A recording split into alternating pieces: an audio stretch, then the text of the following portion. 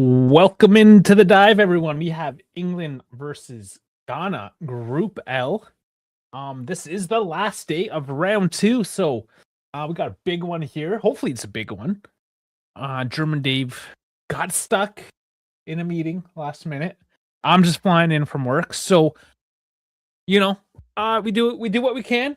Sorry for the couple minute late start here, but we will be underway here now. But before we do, I ask you guys, please, no matter what platform you're on today, please like, subscribe, follow, share, whatever it may be, because we are everywhere. We're on YouTube in both directions, vertical and horizontal. We got Twitch, X, Instagram, Kick, and Assist. So whichever you're on, bio description, it's all there. The links to everything, as well as our Discord, to keep the conversation started. So, because we are in a bit of a rush and we're starting in about a minute, we will quickly go over the two formations here for the day. 4-2-3-1 for England. Pickford in net. Spence, Guehi, Konsa, and James in the back. Midfield pivot of Rice and Anderson. Up top, you have Gordon, Bellingham, and Madueke, and Harry Kane as the striker. Standard 4-3-3 for Ghana. Asarte in net. Mensah, Opoko, Ejeti, and Senea in the back four. Sibo, Partey, Kie in the midfield. Semenyo, Ayew, and Williams up top. Of course, Thomas Tuchel and Carlos Queiroz are your two coaches for the evening. Dan coming in saying, hey, he's on YouTube and Twitch, and we have a kickoff. Dan, you're on YouTube and Twitch at the same time. What's going on? And Dwayne as well on YouTube. Welcome in. And here we go. Show comments on stage, just so you know. Because we are multi-streaming everywhere, your particular stream may not show all the comments, so we do show it up here. So you can see from everywhere, essentially. It doesn't matter if it's Kick, Twitch, YouTube, what have you. It's all going to show up here on screen. Okay, so we got Dwayne going for England. Dan is in England as well, so we might have two England guys. Basically, the rest of the world roots against England, so why ruin the status quo? I'm going for Ghana today. I've been all over the African nations this tournament. Senegal last night was a bit of a disappointment for me, but loving Ivory Coast. I love what the African teams can offer, and I like to see them take it to the European teams, which aren't by and large having the greatest tournament so far. Not the greatest. I mean, France doing well. Germany doing well. They're the two that really haven't had a hiccup yet, to be honest. Yes, and that's right, Danny. You had mentioned that too. You're following Scotland as well because of your family. So, I mean, that's just up north of the border, right? Okay, let's get scoreboard up and synced for everyone as well. Just give me a moment on that. We're, like I said, a little slow on the draw today, but that's fine. We'll catch up.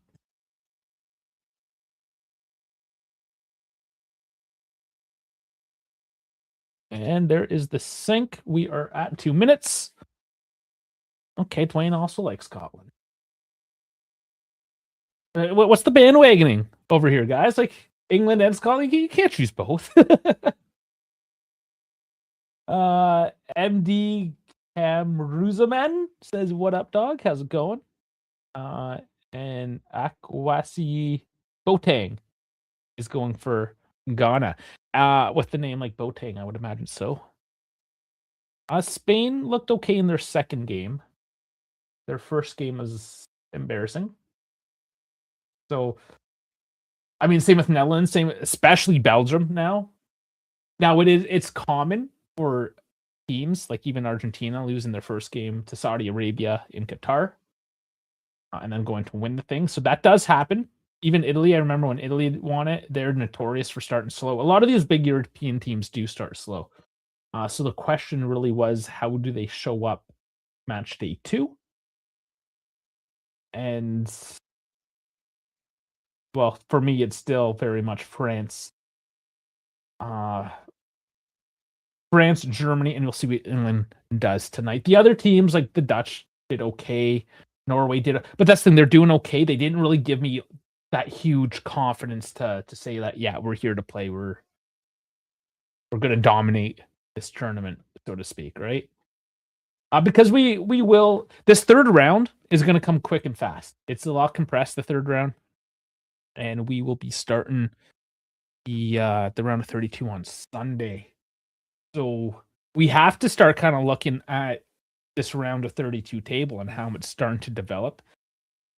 We already have a couple teams confirmed through: Germany, USA, France. I might be missing one or two in that. I have to actually.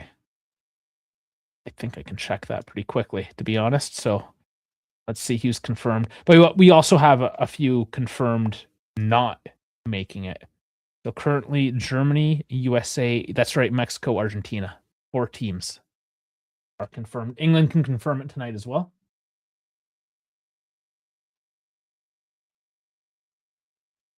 So, and that's to say you have a North American team, a South American team, and 2 of the European giants that were able to confirm after the 2 match days, 2 wins. That is the benchmark in a sense. Spain, Portugal. Even Portugal today had a couple of scares with Uzbekistan. Ronaldo showed up. You know, and that's my one of my determining factors too with how a team is going to perform deeper into these stages if they have to play a France. And Norway is a perfect example. They will have to play France here in a couple of days. And I've been saying it. You take Holland off that team, and I'm not too sure if Norway has a rest of a squad to really put one together, right? Whereas I think if you had a big injury on the German, the French, the English team, they have enough depth, or Argentina as well.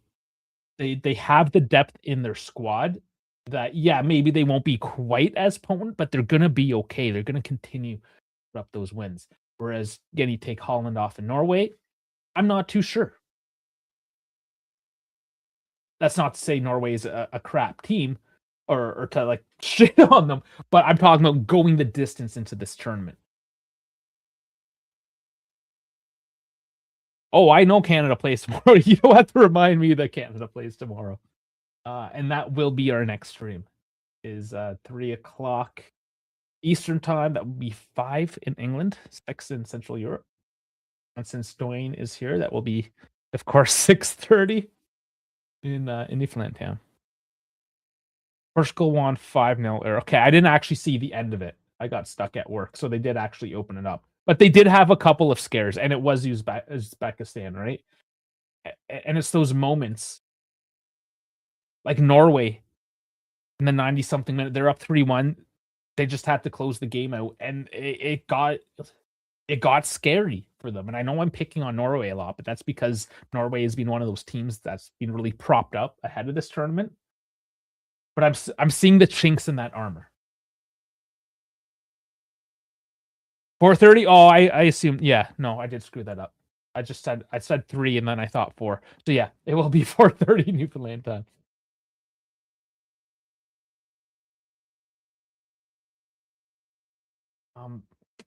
And you know, we have to get looking at Portugal today, because I saw the first half. I didn't catch a lot of the second, which obviously things opened up a bit. So I'm gonna open that up. Just look at the stats, see what I missed. Own goal, and then Rafa Leao late. Yeah, and we've seen a few of those own goals from these types of teams as well. Ronaldo, and that's another thing, right? Norway relies on Holland to open things up by a couple goals. Argentina relies on Messi to open up a couple goals. Portugal relies on Ronaldo. You got to rely on your big names. What happens if any of those guys go down, right? Mbappe. If Mbappe goes down, is France going to be like, no, we got, and they should, because they have the depth to do so. And I mean, Iran's another team. I don't want to say it, but for the casual fan, their team is basically a bunch of nobodies, and then Taremi. No Taremi, no party. Shumadurov, however you say it, from Uzbekistan, right? They got like one star player. Up until recently, Canada, same thing. You had Alfonso Davies, and then nothing. Now, okay, you got to promise David and Jonathan David. They're starting to come up. Yeah, but you know what I'm saying? It's a long tournament. It's even longer this year with another set of rounds to go through. After today's match days, we're gonna have that picture of like who's serious, like who's an actual contender at this. Because a lot of our predictions have been wrong, and not just like us here on the dive. I'm talking about just the football community. A lot of us have been very wrong so far. Turkey. I mean, Turkey's officially eliminated, right? Bellingham, that looked like he might have had just enough space. Gonna close the door down on that one.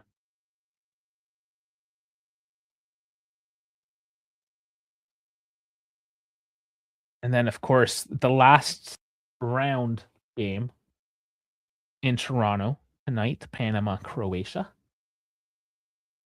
Just looking at tickets. Tickets dropped to like $200 there. I half thought about taking a drive down to Toronto to catch that, but then I would have to get back home again.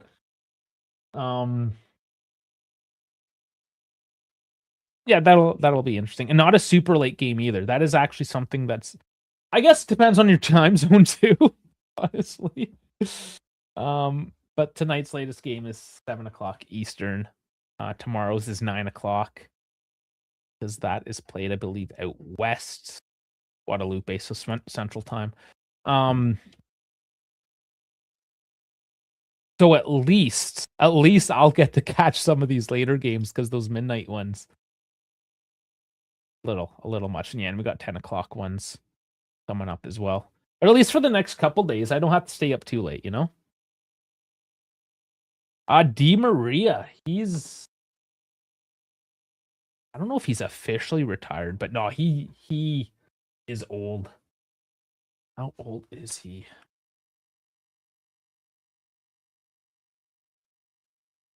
Yeah, and he is back in so he's 38. And he's playing for his hold up, almost missing something here. Playing for his hometown club in Rosario.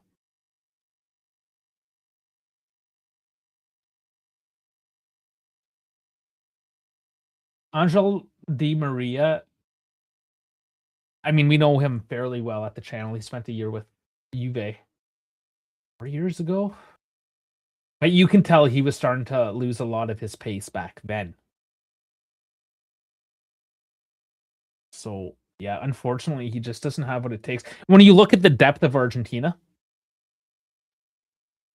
it makes sense as to why Di Maria didn't quite make the cut.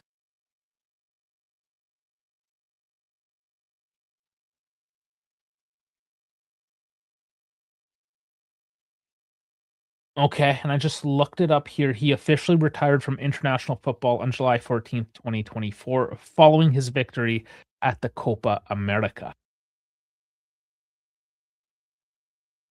There you go. Going out on a bang. And that's true. I mean, Argentina won the World Cup and then the Copa America, as well as the Classico or whatever they called it between Italy and Argentina.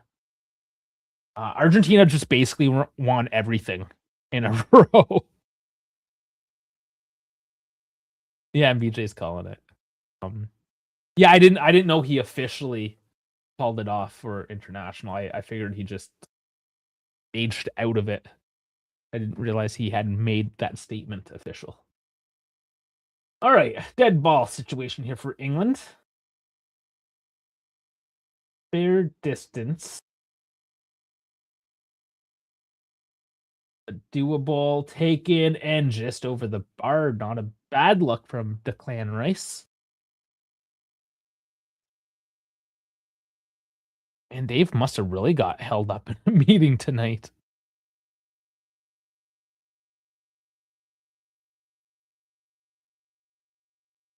And I failed to state. I like stating the rankings here. We got England at a number 4, the highest they have been in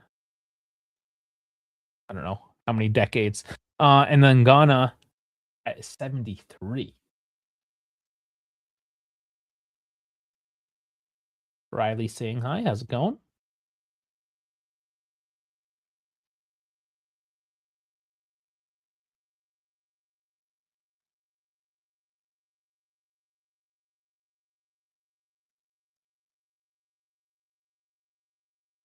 Oh, and this is Harry Kane. He's getting up though. He's looking all right. Oh, Infantino there again. And it is raining. I just noticed that the rain is coming down. Look at that forecast then. Yeah, 19 degrees and raining in Foxborough, Massachusetts. And I know Dwayne, you were there last last May for the AC/DC concert. It is where the New England Patriots play.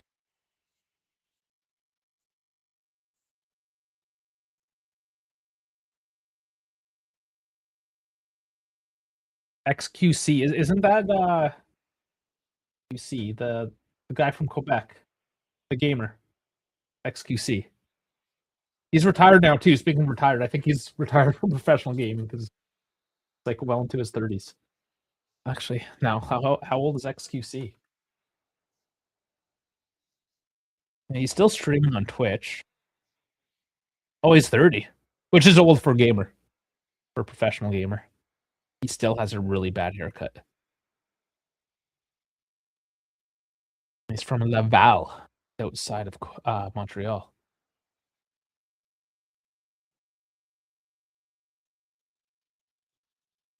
I don't know. I've never watched these kinds of people. Um, or even do Overwatch, which is a game that I don't even like either. So I did play it a bit because my buddies played it.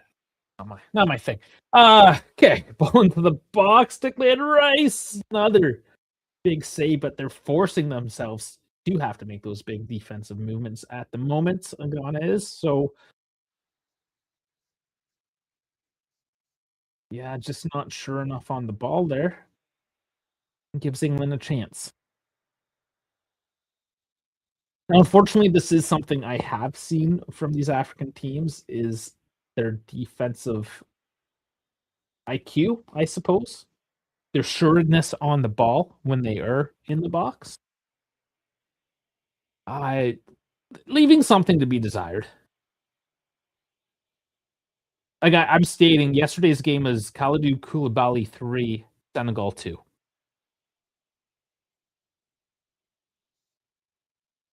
He's just Riley's just full of random references here. We got the 6-7 going, and it's not coming home. That's something we did back in 2021. We were certainly touting that phrase a lot, or it's coming Rome was what we turned it into.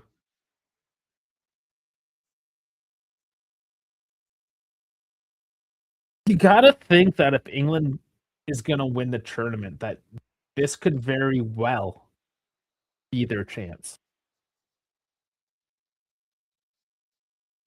And Malaki Pazea coming in saying hi. We got a lot of randos coming in. Welcome everyone.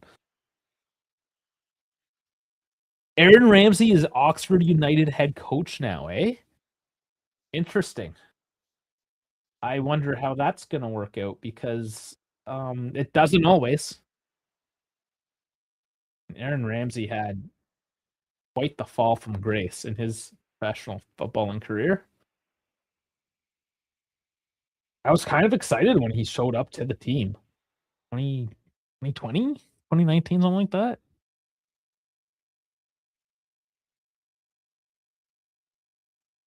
Back then, anyhow. And then, yeah, it just didn't do much. And then I remember it was Pirlo played him as a defensive midfielder, a deep liar, and he actually did okay. And then just got never utilized there, and, and then just never really kicked off.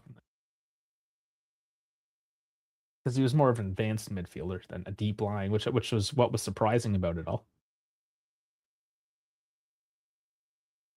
New Zealand, love the Kiwis. They do not have a great football team. Who do I think's going to win the World Cup? I put on conspiracy theories alone Portugal. If I had to put somebody on pure skill on paper, and from what I've seen so far, it's going to be France. But they also have a habit of imploding in the locker room, which apparently Portugal has done already as well. But I also think England has a very solid chance. Having Bellingham and am I overpronouncing that for an Englishman? Is it Bellingham? Not Bellingham.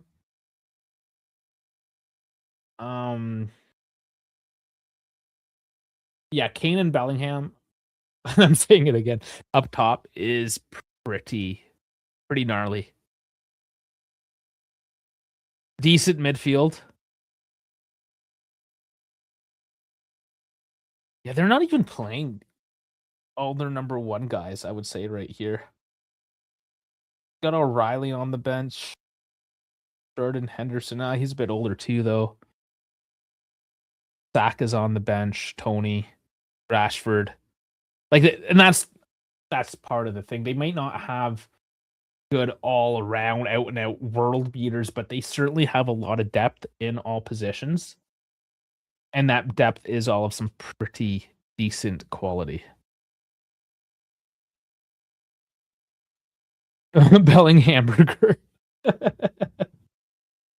Okay, we got 2 players down now, 1 from each team. Oh no, this is an interesting stat line.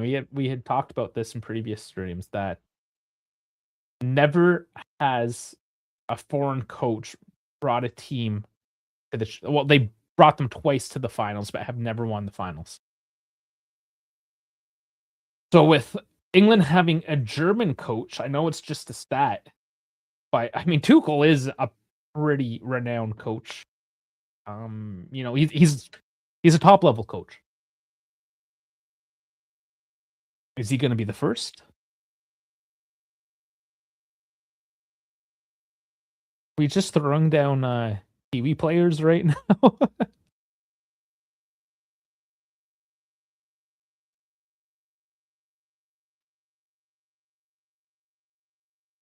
But Danny, calling Germany a dark horse. Germany is too big to be a dark horse.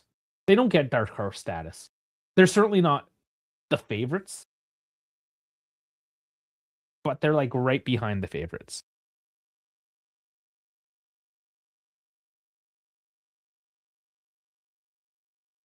Bellingham's the youngest player to reach 50 caps. He's still only 22. That's impressive. Take him away from all the drama at Real Madrid. Maybe he's a little more grounded with the English team.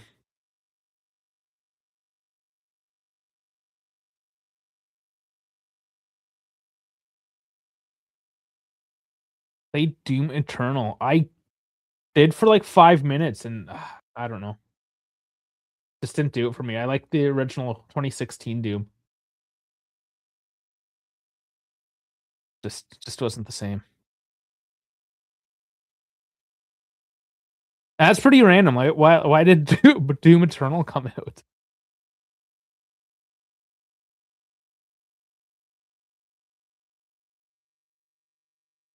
Belgium has been. We would use the word disappointing, but is it really? I feel that Belgium has been so propped up in like the past couple World Cups, and they continue to ride this high somehow. And they were a decent team. They have been a decent team, but they got old, and they didn't really refresh the team. They never got back to that stature, and they're still ranked number 9, basically just running on past successes at this. So on one hand, you're like, Belgium, like, what's going on? But on the other, you're like, I mean, it kind of makes sense as well.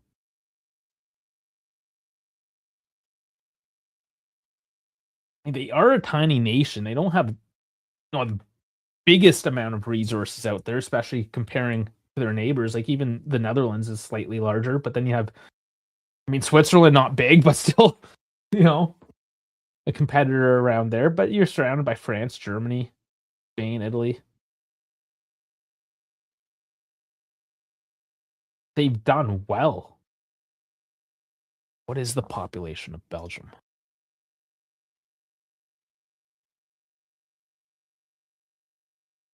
11.9 million. Okay, so that's actually still bigger than Switzerland. I guess most of Switzerland is just mountain as well. So actual livable space is fairly small. This is, I know Switzerland's just under 10, 9-ish.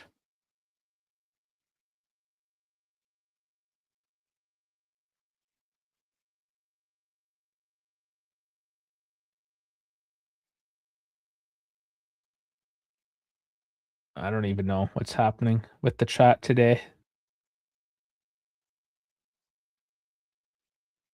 Why would we troll people? Just in general, why would we troll anybody? I'm just here to troll the England fans if I'm going to troll anybody. But I think England they should be comfortable today.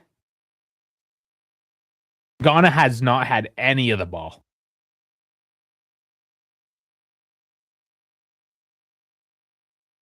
Currently, and this has been a theme as well. I know we're 25 minutes in. Lots to go here.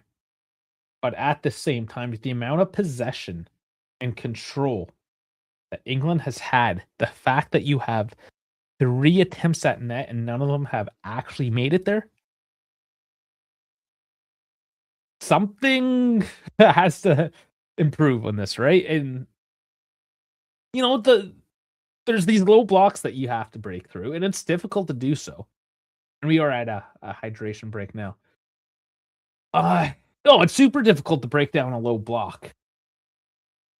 But you have such an overmatch in skill, both technically, oftentimes physically, that you have to ask questions. Like, why can you not find that little technique, make that little adjustment to break him down? Now, and I'm holding my tongue here with England at the moment. It is still only 25 minutes. But we've often had to wait until the second half for these teams to wake up. Italy is definitely not in the World Cup. Not this time. I'm just saying, like, I know I mentioned them, and maybe I shouldn't have because they are not in the tournament this time. But I think that's a bit of a discussion to be had in that Italy losing to penalties, Bosnia. Now I agree, Italy, they needed this to happen because now they are actually fixing things. They fired everyone. They are reestablishing the whole hierarchy. You know, we like to think, well, time will tell. We like to think that they've made these changes and improvements now, or they're in the process of doing so. But then you look at Bosnia, the team that did go through, and you're just like,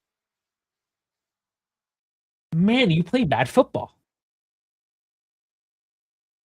We trash on Italian football a lot, but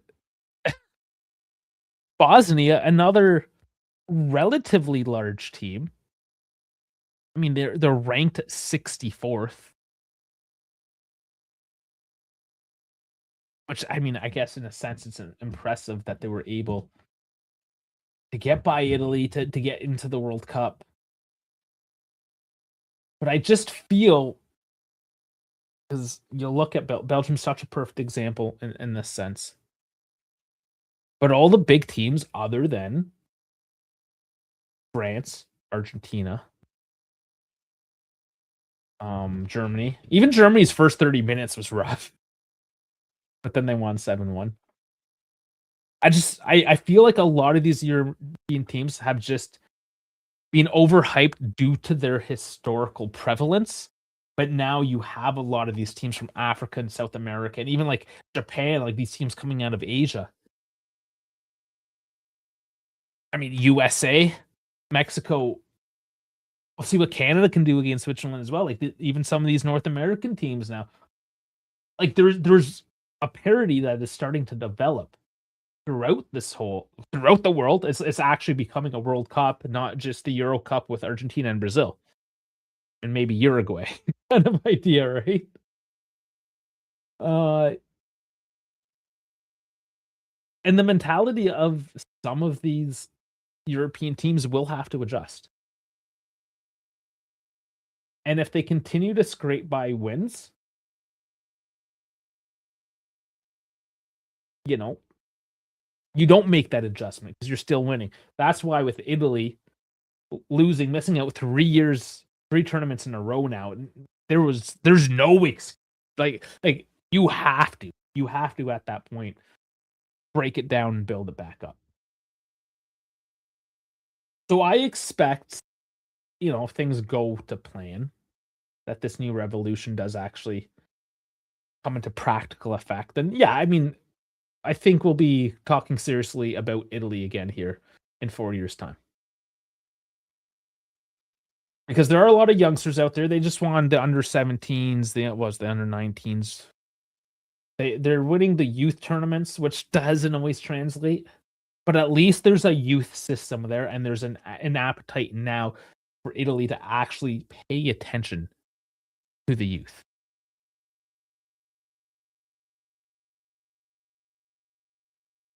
Because I mean, we see, you got Bellingham here, 22. He's already been playing for a few years. And then Yildiz for Turkey, 19. Diomande for Ivory Coast, he's 19.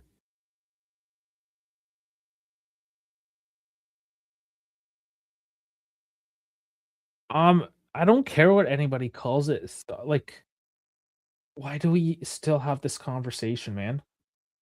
Soccer, football, calcio, football. I mean, whatever. Call it whatever you want, man.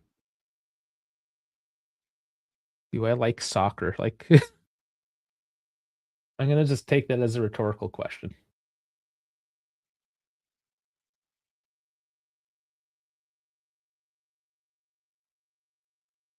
We are half an hour in, and this is similar tactics of what we've seen. Smaller teams against the Giants, just holding on for dear life and doing enough.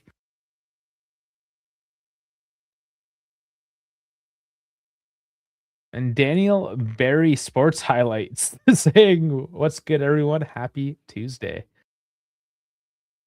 Do you have a sports highlight panel? I'm gonna have to check that out. No, you're on the phone stream.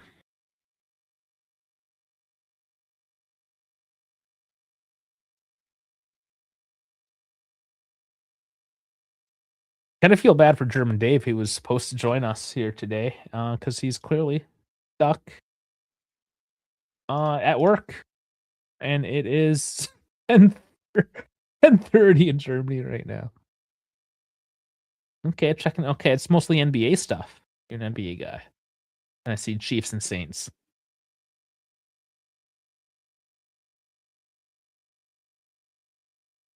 Daniel Barry Sports Highlights. All right. Well, welcome in. And like, why R.I.P. Olive Tree? Italy's not it's not even like the biggest producer of olives. I mean, yeah, they have a lot of olive oil, but so does Tunisia.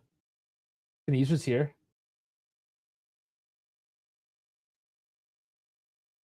Spain's here. Spain's got great olives as well. Draws in the box, doesn't find Kane. Just tons of yellow shirts down low.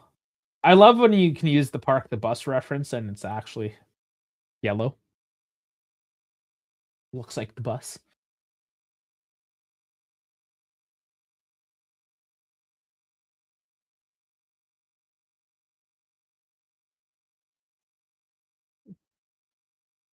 Yeah, just two guys going in for that block there. And that's why England is having a hard time getting anything past the defensive line and actually making a shot on target. It'll happen, I'm sure.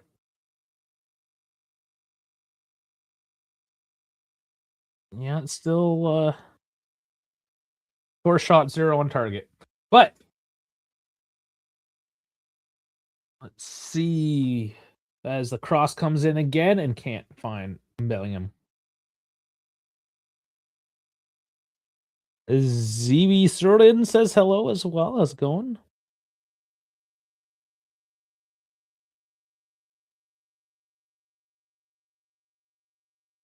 Oh, Oliver Tree is a person.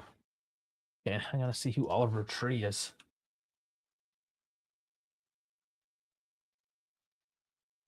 Okay. Uh, was an American. Did he die? He died. Oh, he died like 5 days ago, 9 days ago. So okay. Italy helicopter crash in Brazil. I don't know if I know this guy. I'm gonna have to listen to some of his music.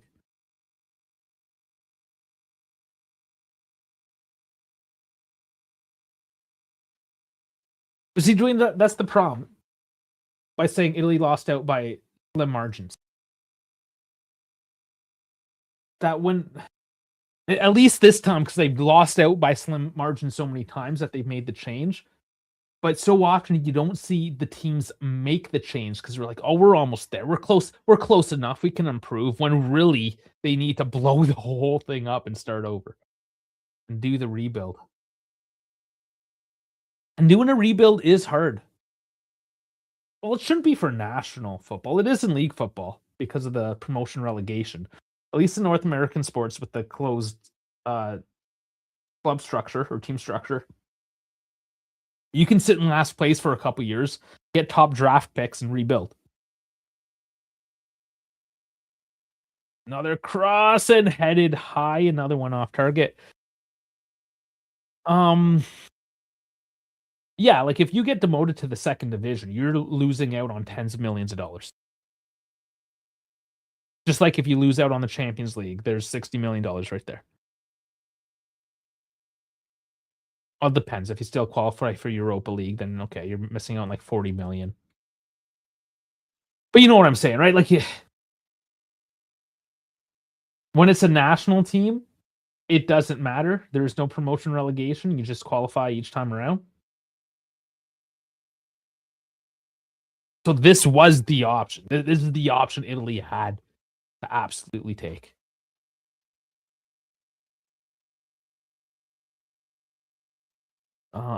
Michael? What do you mean a Michael fan? Michael? Who's Michael? That's like one of the most popular names.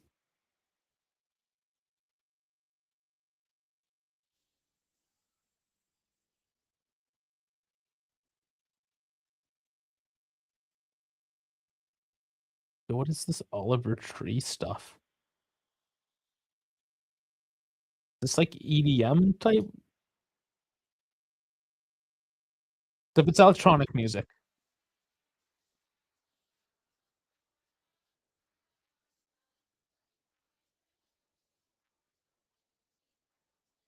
Yeah, I don't think this is something I would have ever listened to.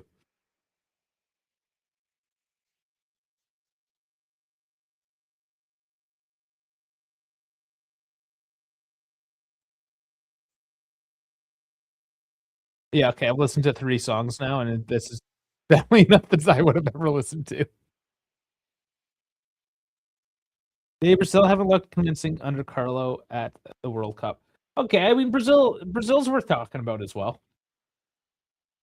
Wake up my camera here. I think I'm gonna buy a new camera. I mean, this is a nice camera, but it's not meant for sustained streaming. Like it's an actual camera. It does not like to be on for hours at a time. I notice I have dog hair on my microphone. So, Brazil.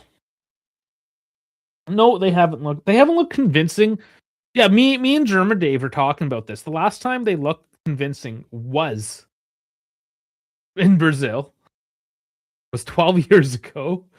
And then they lost 7-1. And they just have not been the same since. The thing I see with Brazil is that there's a lot of great individual talent, but they don't really have that cohesive unit. Like it's a lot of individuals. And if any coach is gonna fix that issue, it would be Carlo Ancelotti. I don't know if he has enough time to be able to make that change. We'll see. We'll see. They could be another team with a fairly slow start.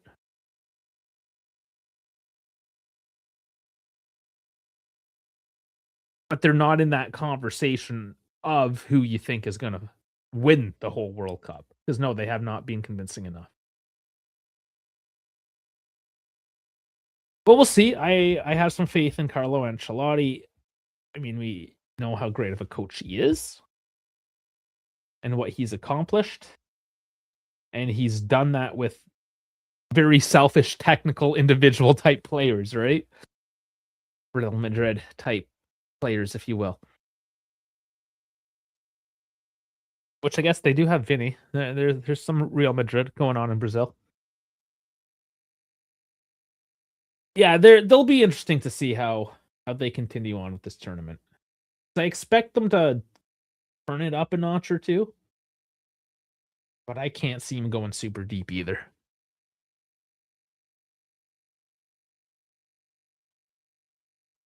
Yeah, BJ, the Brazil. My take on it is just they're too individualistic. And again, the parody of the world. Ooh, that was not good by Rice. Just stepping. Who is he on? Oh yeah, there's the yellow. There's the yellow card. But we have a Ghanaian player down. Who would that be? Haven't got a good look yet.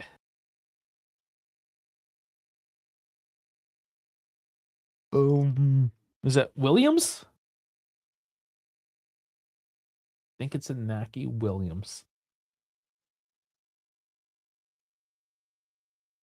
Number 18? That was 18. That was Opoku.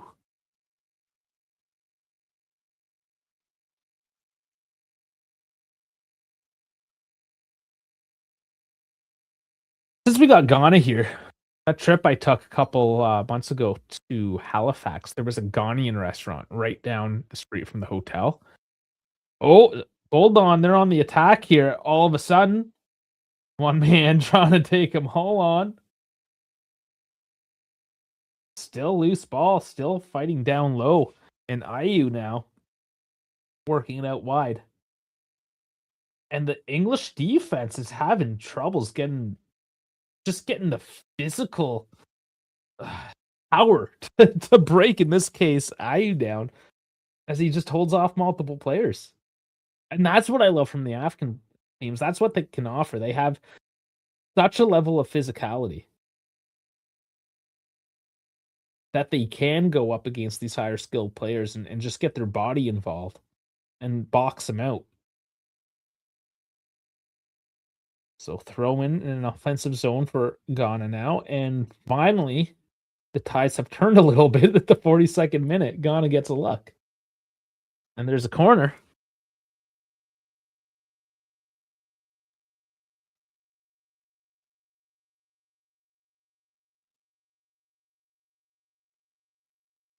Well, let's see if it can build up from here. This could be an exciting end to the half. Yeah, I'll show you here in a couple minutes the momentum map. It's very white for England.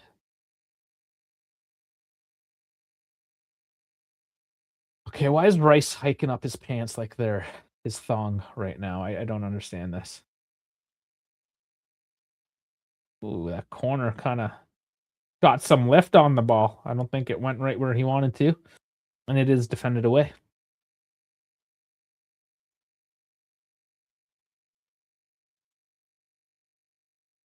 I will recover and have a positive end to this half because it's a long time coming. And ooh, is that a handball? It's still technically in bounds. I thought that was out. They play it like just millimeters in bounds.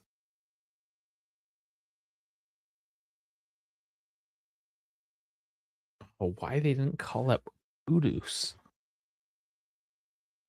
That's a good question.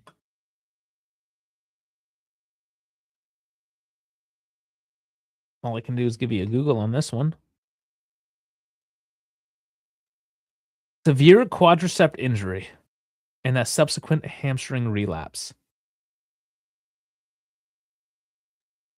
Oh, at least that one was straightforward. That was an easy question. Easy for Google, anyways.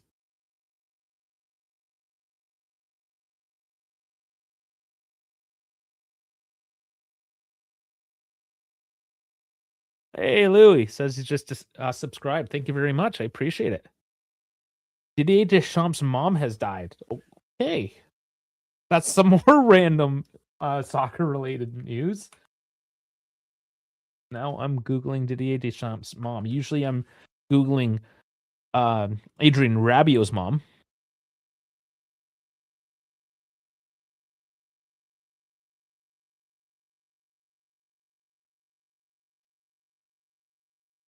Yeah, he has left the French squad. 22 minutes. Oh, this is breaking news. Thank you, Dan, for bringing it up. Like literally just coming out within the hour.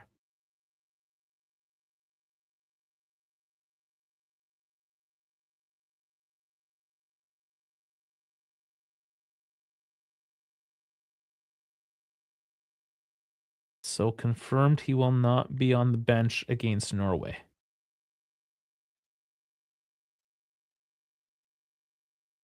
And you know, like these keyboard warriors on X to say goodbye to his mom. She's already dead, man. Focus on the game like a real man. I'm pretty sure if I was to meet this hottie FC in person, that he wouldn't prove to be a whole lot of man whatsoever. This is why I hate social media. There's just so many shitty people. I found out that French female pundit got fired there for the whose baby now? I think I got too many names in my head now.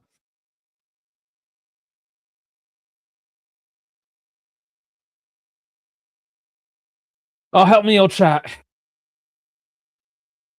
From Senegal. Went home to see his baby. Doku, thank you. Not that it's from Belgium. Yes. Oh man, not Senegal. The other game, the game I covered on 2 days ago. It's all starting to smash together. Yeah, Jeremy Doku, thank you. He went home to see the birth of his firstborn, and so many people were trashing him. However, the French pundit uh hasn't made an official apology. It's just been taken off whatever the coverage. And there has been a lot of support as well, of course, right? Not everyone's horrible, just the horrible people are the most vocal about it.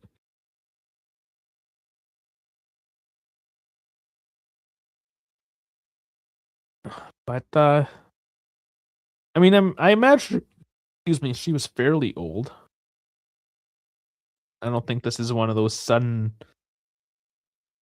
Kane, another big block.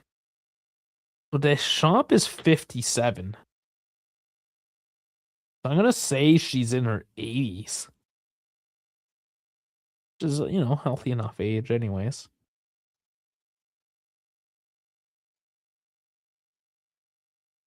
But yeah, at least it wasn't any like sudden, unexpected type thing.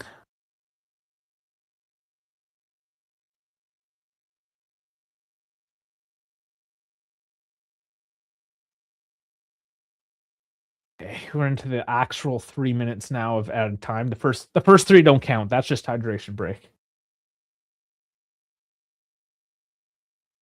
Another good defensive header. Gonna kill a few more seconds. And Ghana surely will just see this one out to the half. I'm in locked up at zeros. Is okay. This is something interesting. I don't know if I'm being petty or not with this one. But Spence, he's got the chin guard. It's black, but oh, hold on. There's a bit of a tug. No, there's not going to be any call in there. Good job by Ghana to keep that one out.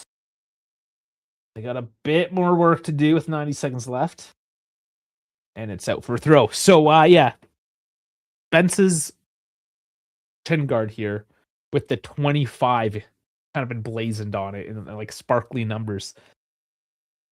Like, bit much? I don't know. It seems a bit much to me. And yeah, good point, BJ. Real man would be there for his family. There you go. Exactly. A real man's able to make those difficult decisions when, you know, when it's not easy, especially.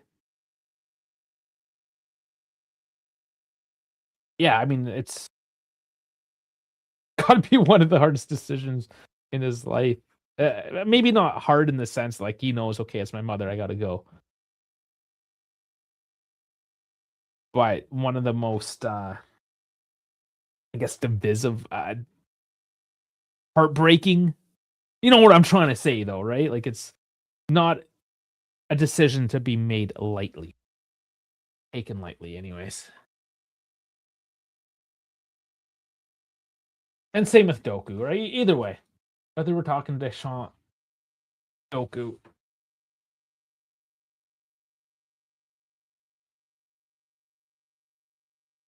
If we were talking about the final, like things, because one of the arguments there is, oh, it's a once in a lifetime thing, right? Whether, oh, I mean, your mother does only die, but your firstborn is only born once. All these massive moments in time in your lifetime, and I mean, soccer is everlasting. I don't, even though the World Cup happens every 4 years, it still happens every 4 years. And that is the half going in at zeros.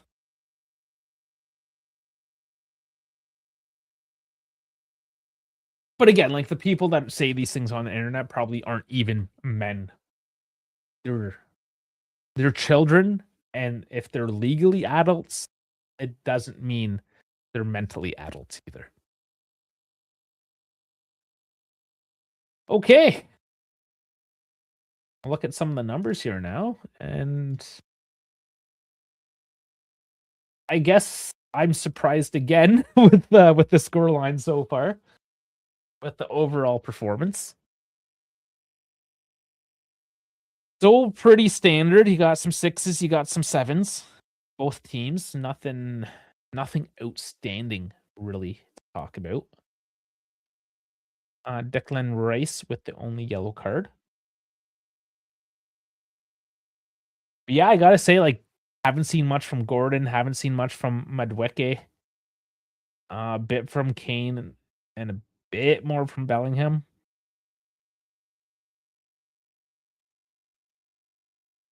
Yeah, it just feels like they're just existing for the most part right now. We're gonna look at the numbers in a second, but by and large, Ghana's kind of just let England have the ball. The numbers will be naturally inflated in that sense. Let's look at Ghana here quickly, and we will jump into the stats. Backline, of course, getting some decent numbers because, well, they're actually having to defend something. Aparte getting a 7-1 for dictating the midfield. Nothing really else. But why does this one guy get a 6.1? Jonas Adjete, 22-year-old from Wolfsburg. 7 for 14 passes, 2 for 5 long balls. He's losing out in his ground duels and aerial duels. That's going to hit you as a defender. So he only gets a 6.1.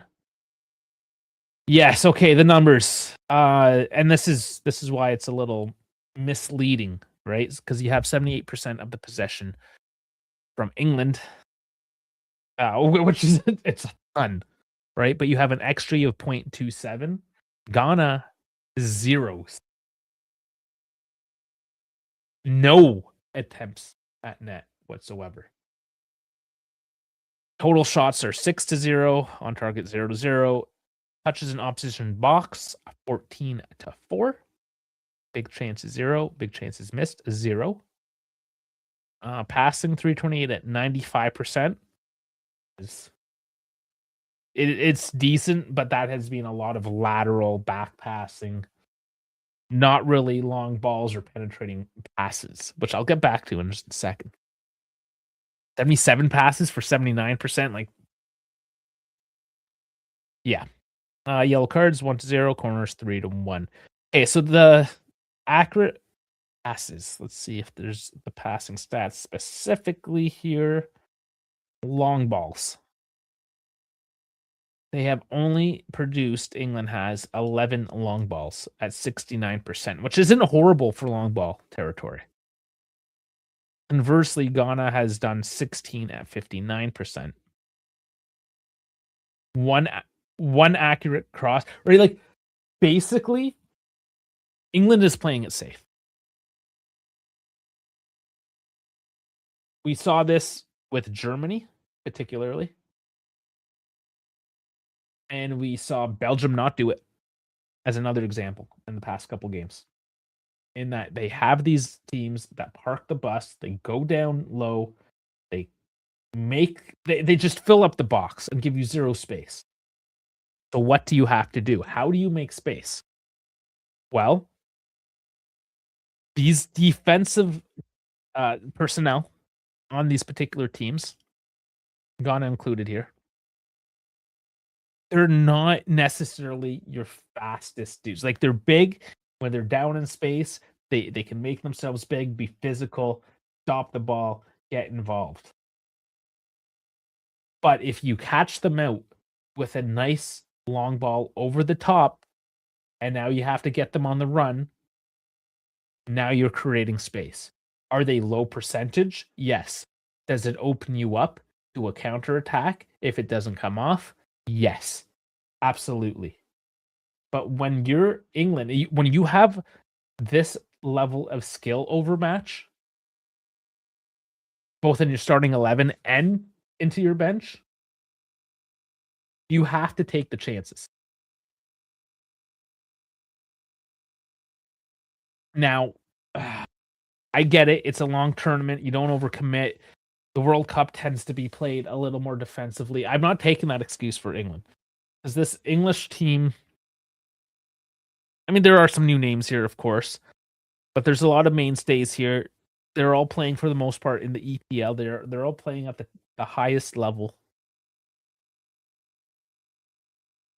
I mean, Gordon, Barcelona. Declan Rice, Arsenal, just won the championship. Spence, Tottenham. Guehi, Man City. Hansa, Aston Villa. James, Chelsea. Anderson, Nottingham Forest. That's the worst team so far. Madueke's Arsenal. Bellingham, of course, Real Madrid. Kane is at Bayern Munich. Pickford playing for Everton. Right? Those are all EPL teams. And then you have Barcelona and Bayern.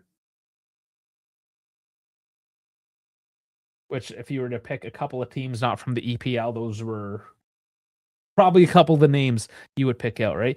So, let's just do this. Sanaya plays for Auxerre.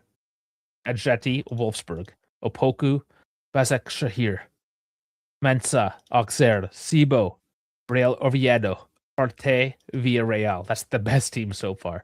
Yarenki is on Nordjylland.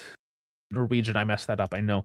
Semenyo. Okay, Man City. We got a Man City. We got a Leicester from IU and an Athletic Club for Inaki Williams. So just by doing that quick little game of seeing where all these guys, like you can tell a skill overmatch that England has. And I mean, when you're looking at the Man City guys, Semenyo is not even like your main Man City guy in that sense either, right? Not to diminish any of these players for the matter, but I mean they're all playing for top clubs at the end of the day. But just to demonstrate the level that these England players are playing at as opposed to Ghana players, and they're not taking chances.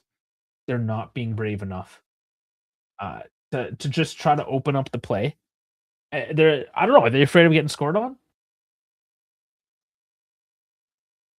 When we look at the table now, Panama, Croatia playing a bit. I don't know. Do those two tie? As it stands, if England and Ghana tie, they're both pretty much guaranteed to go through at this point. We're making the assumption that third place teams with 4 points go through. Okay, let's look at Semenyo. Is he a full-time starter? He's just not the guy I think of. Like when you say Man City, I'm not thinking about Semenyo. Let's check his actual Man City stats to see how far off I am here. 37 appearance. Okay, yeah. So he was a pretty he was definitely a starter. I don't know. It's just not the guy I think of, I guess.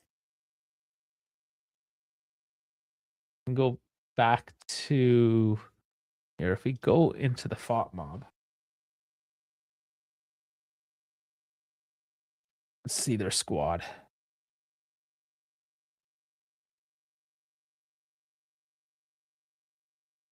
Semenyo.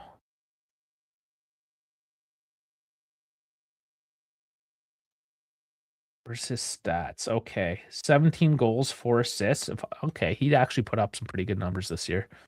Okay, so I mean that's my own biases kind of shitting on him a little bit. I'll admit there. Is he still not the guy I think of when I think of Man City? But clearly, yeah, he has had a really good season so far. 7 yellow cards. So that's probably the one that he didn't start then is the one that he was suspended for. So yeah, 37 appearances in the Premier League, 5 in the FA, 4 in the Carabao, and 2 in the Champions League. So he actually didn't play a ton in the Champions League for him. He was rested out a bit.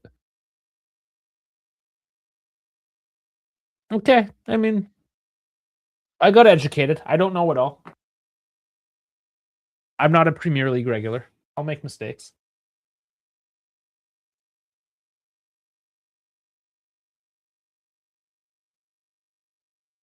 Maybe now, when I think of Man City, this is I'll think of the menu. But yeah, just like looking at who they have. I mean, yeah, they got Donnarumma now, Rico Lewis, Don Stones, Ake, Wahi, Bardiol, O'Reilly, Kovacic, the other Nico Gonzalez, Rodri, Kelvin Phillips. I imagine he's not getting all the game time anymore. Reinder's there now, Sharky.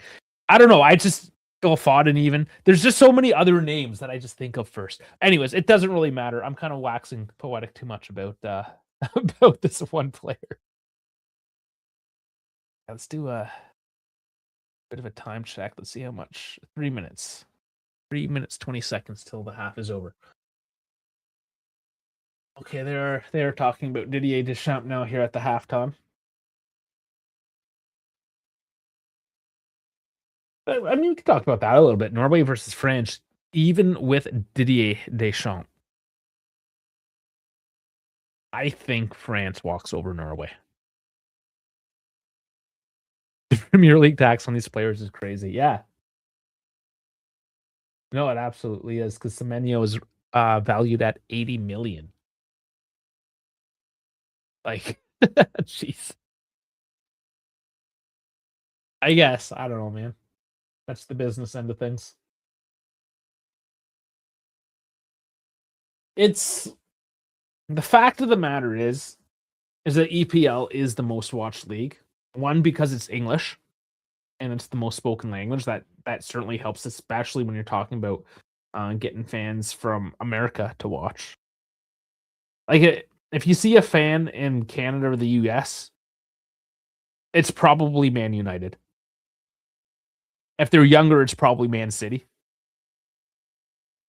Like people my age, it's all Man United. It's the 90s, 2000s. Yeah, just maybe some Liverpool here and there. But you know what I'm saying? Like it's there's only a couple teams that people pay attention to, and it's mostly the Premier League because it's English. Also, I mean, the Premier League was modeled, you know, right down to the stadiums and the merchandising. Every like it's modeled essentially over the NFL, and a lot of the ownership comes from American investment groups or like Saudi, whatever Arab investments as well. But there's a lot of that American influence within the Premier League. And the fact of the matter is if you want to make money in sports, it's all about TV rights. And now, social media, having that account, and we make fun of Juve all the time and all the corny shit they do on their social media account. But the average fan, I don't know, let's say the 16-year-old fan who's just like really getting into it.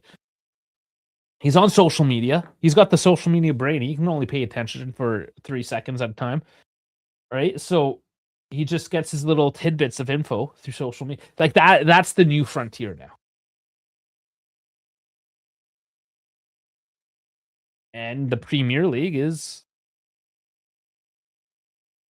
at the forefront of all of that. They get to dictate the value of things. I mean, you can argue if the football is better than any other football out there.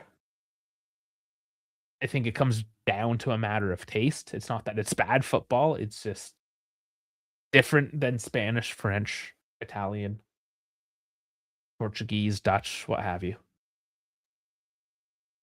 But even so, that all of that's changing. It's kind of funny because we talk about the Super League and how it's killing football, it's killing it for the fans, blah blah blah. Well, no longer are the fans for these big teams the guy that grew up across the street. There's some dude from New York, and he's the one that's going to spend the money.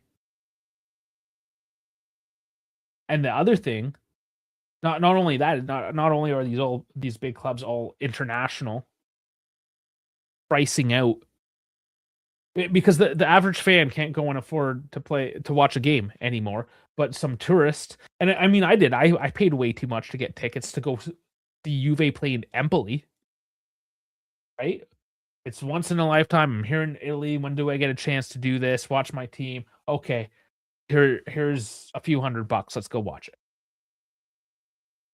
Whereas the local guy in Empoli, he can't afford. I paid $400 for 2 tickets at the Empoli Stadium, like a crap stadium. But it was like, okay, you know, I don't get to come to Italy often, and when I do I get a chance to actually watch my team? No, I'm gonna pay a premium to go do so.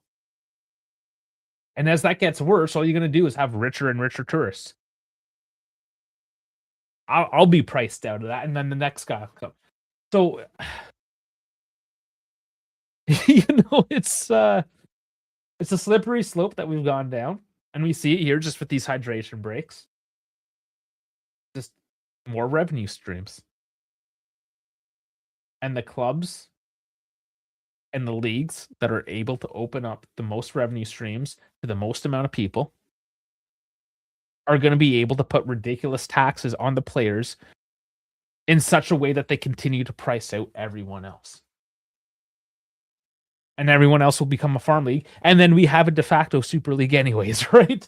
So it's eventually getting to that point. But we're at the second half now. We're finally underway. Make sure the scoreboard is all synced up for you, which it is. Perfect. Thank you very much for everyone joining in for the second half now. Thank you very much for joining us on the dive. Please like, subscribe. We're on YouTube, both vertical and horizontal. Twitch, X, Instagram, Kick, and Assist. Links to everything, including our Discord, are down in the description or bio. And please, if you could, we're trying to get to 2,500 subscribers here by the end of the tournament. So help a brother out. Give me an old subscribe. I got 4 in the stream so far, so thank you very much to everyone who has subscribed already. And Dave says he'll be there in 20 minutes. So we'll get Dave at the hydration break maybe. I'm glad he just finally got out of work. Okay.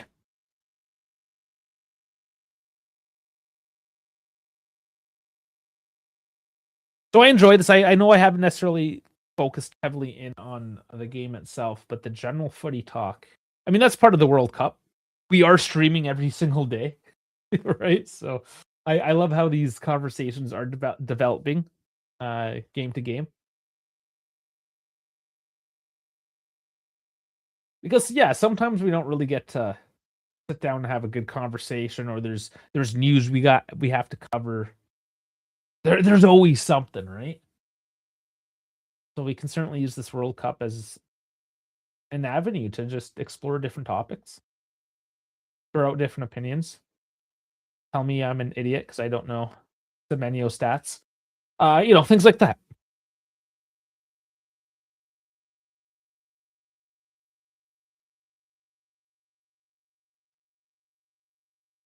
So, question now: does England take it easy and build up again, and maybe try to get something later in the game? Just tire Ghana out.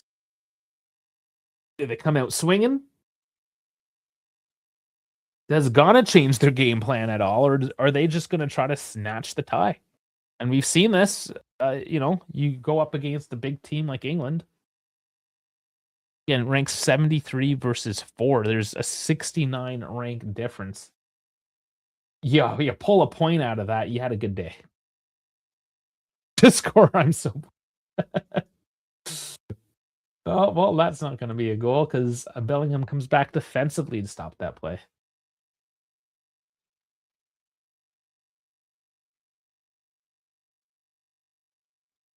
Yeah, it's so hard to predict. We should just start covering the small teams. It's a bit of a catch-22. Nobody comes in to watch the small teams. You throw up England or Germany, everyone shows up. But then sometimes those games are just boring.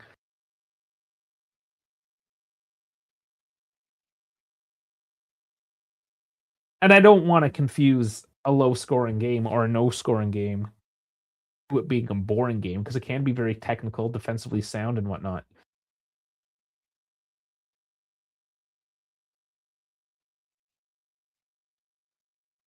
Yeah, there's part of it too. There was so much excitement earlier on in the tournament, so many upsets that it's kind of set an expectation as fans now that, oh yeah, we got to keep this going. It's got to continue to be exciting. Well, there's 104 matches. How many of those are going to be bangers? Oh man, and that shot does not come off. It goes well wide.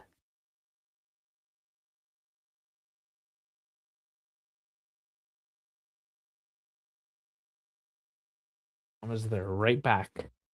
Zanea obviously doesn't have his shooting boots on tonight.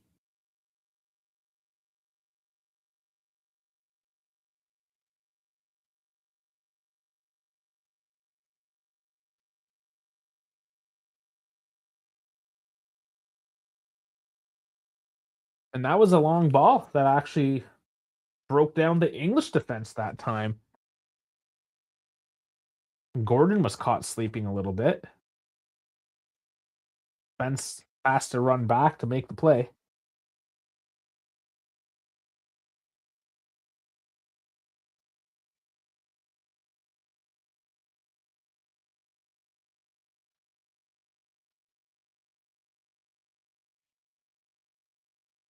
Yeah, it's still raining pretty well out there.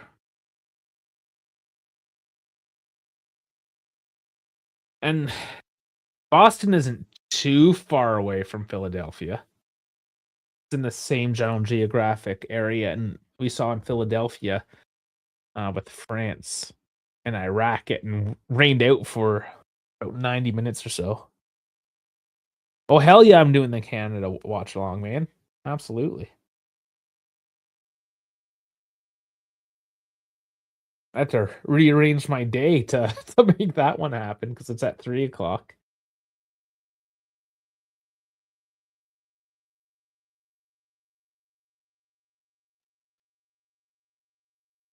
Probably have it all set up for this evening so I don't have to rush in the morning and do it, which I did today. I set up the stream at like 6:45 this morning before I went to work. Just trying to get everything smashed in there.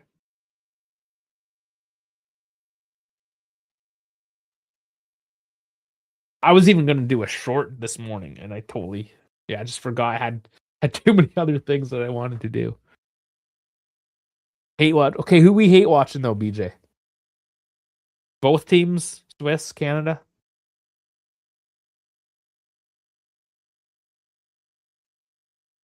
I feel like Canada and Switzerland aren't really countries you hate on though.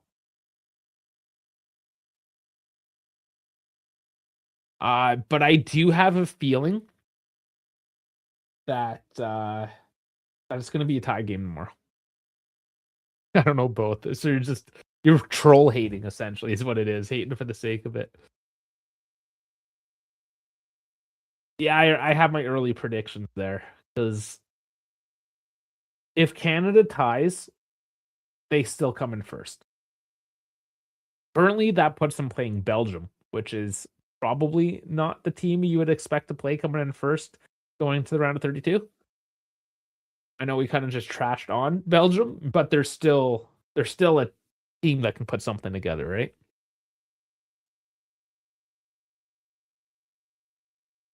However, that being said,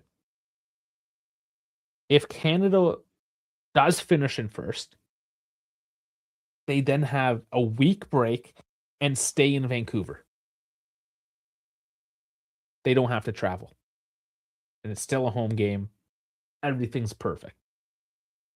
If they come in second, they have to play with only 3 days rest, and they play in LA, away from home, and have to travel.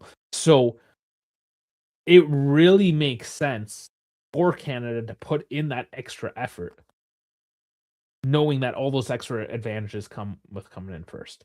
Even if that does mean you have to play Belgium at the end of the day. Now, Canada and Belgium did play in the group stage in Qatar. It was a 1-0 game. It was very close, and Canada, probably the better team, I just couldn't put the goals together. And Canada has grown in the past 4 years, so that's probably a pretty close matchup, Canada-Belgium as well. I'm not going to lie. It's going to be tight. Canada and Switzerland is going to be fairly tight.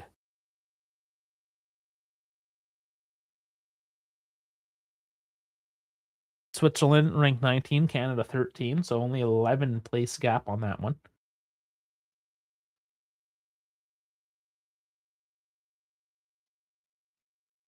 Like on one hand, I really want Canada to come out and show what they have and put some solid points out on the table. And obviously get all those advantages we just spoke about. But I can also rest easy enough knowing that Canada is coming in second, short of an absolute miracle from Bosnia against And they can. Bosnia against Qatar. Let's look at the table. The goal differential for Canada is a +6. Bosnia is a -3. So Bosnia would have to go 10 clear on Qatar tomorrow for there to be a discussion. You hate watching except for a few teams in the World Cup. Who would those few teams be then?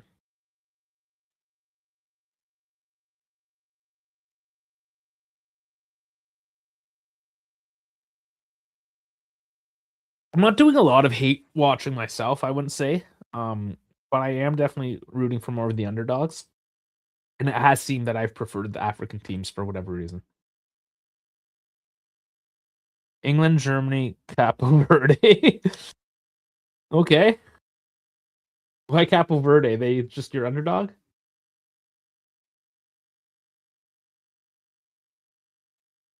I mean, it's a cool story.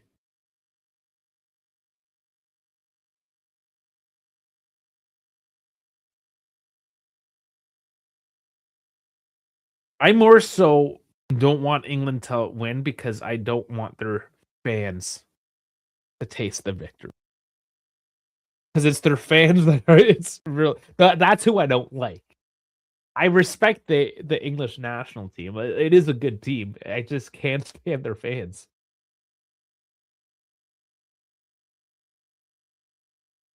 And of course, it's not all of them. It's just enough of them.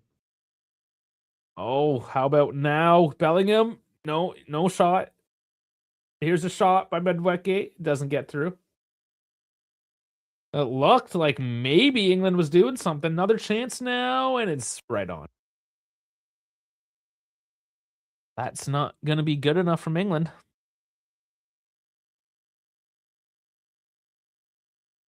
And it's good pressure, but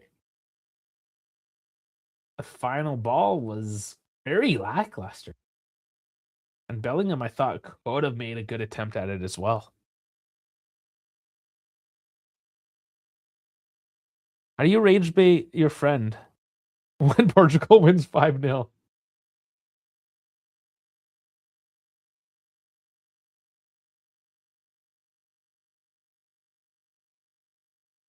And yeah, that's a good point in terms of some of these big names, right? You have the Ronaldo, the Messi fanboys. Everyone thinks that you need to pick a side like it's American politics. Uh Honestly, I just think Argentina's getting too many gifts, and Messi should have not even been playing the past 2 games. It just seems that there's favoritism and bias towards Argentina, right? And I hate that. And as a result, I that would be a team I would actively root against currently is Argentina, even though traditionally I have liked Argentina. Oh, big break here for Ghana. That doesn't keep the run going, buddy. And that's a foul. That's a It's not a foul. Okay, not a foul. And England will win it back. A little surprised with that one. Mindy ground level. Must have looked clean.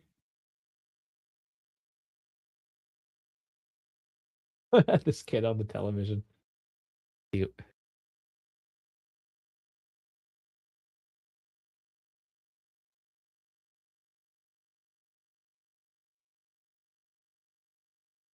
Well, England's still trying to work it deep here. And that cross by Bellingham. There's nobody. Like Kane was there far post. There was nobody else around.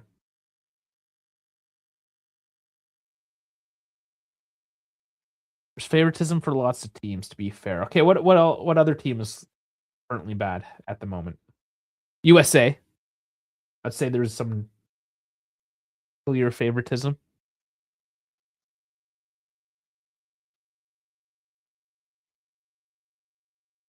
I don't know. I feel like by and large the refereeing has at least been fair and consistent.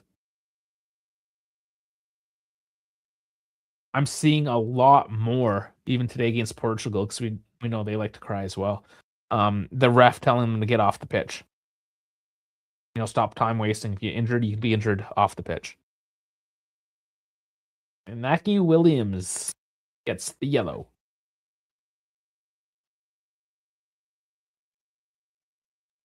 And a wide free kick to Clown Rice, right the side of the box here.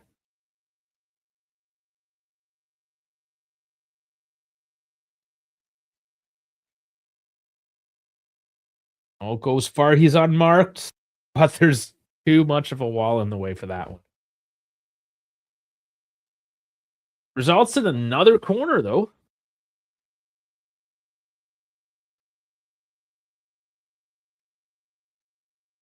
Anderson left unmarked. Just too much space there, really. Just shows how much they've collapsed down to protect the goal, but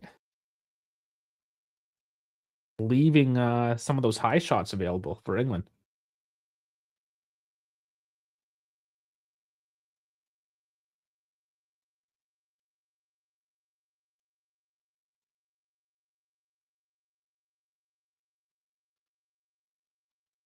Bit of time taken here for the corner, and the delivery finally comes through. And once again, Gordon attacks it and high over the bar. Oh, yeah, we're still trying for our cam. Going back to the Juve news. Randall Colomowani. Well, apparently, latest I saw today was PSG are interested in Thuram. And perhaps there's a bit of a deal to be made there. Thuram had a really off season, but he had such a good season previous to that. But again, Juve are in that situation that, okay, break it down. Sell the players. Get something a little more suitable, a little bit more budget friendly.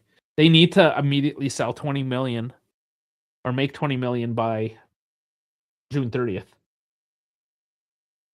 Oh, that was a bad tackle on Kane. That's Thomas Partey. He should probably know better. That could be a red. It's not going to be, but okay, studs were down. It wasn't that bad. It wasn't that bad. Okay, it's just a free kick.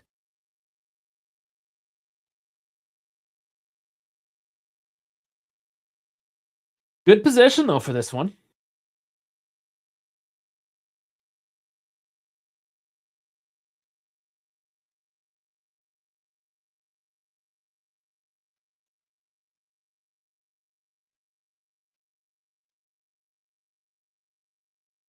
They have not been in a rush to get this one kicked off either.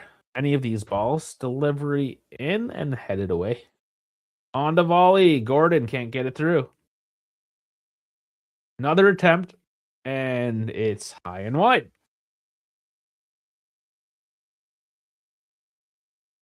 Yeah, these shots from my camera just died on me. Hold on. I died.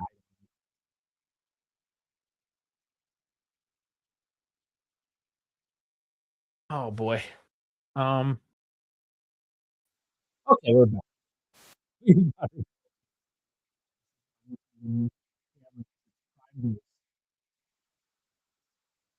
Save a few bucks on something.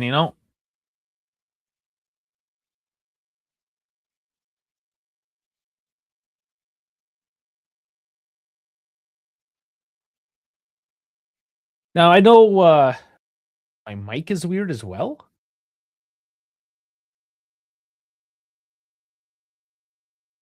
My mic shouldn't be weird. My camera's definitely wigging out though now. Like how does it sound like a bad connection or something? Okay, never mind. All right. Hopefully this is sorted out. Camera thing is annoying though. Been annoying for it was fine. I don't know if it's just because the camera is a couple years old now and just giving up on life. I don't know. It's a Nikon mirrorless camera. It's not like just trash or anything. Probably just had a poor connection for a bit. We got substitutions on deck, though.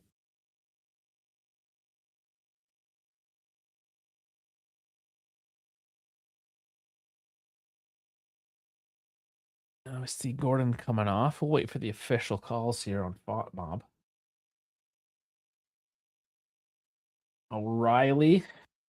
Yeah, you can see that once O'Reilly's coming on for Spence.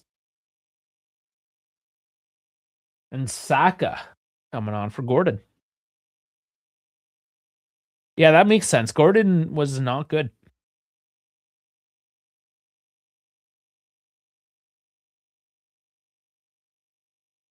See, I'm not surprised by that change. Or Nico O'Reilly either. I'm not surprised by that one either. And couple here for Ghana as well.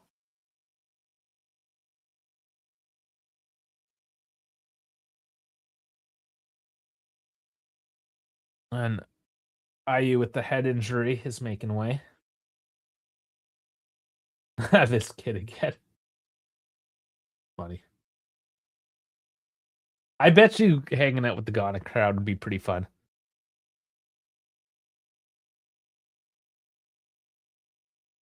Yeah, so it's Abdul Fatou and Prince Adu on for IU, as well as Inaki Williams, who was on the yellow. So a couple fresh strikers up top for Ghana.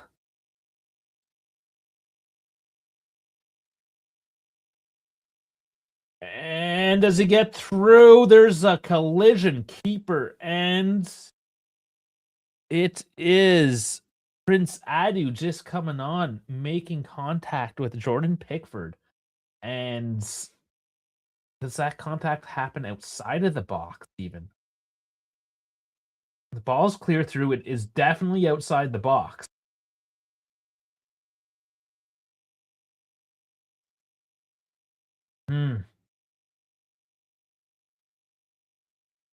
Prince misses.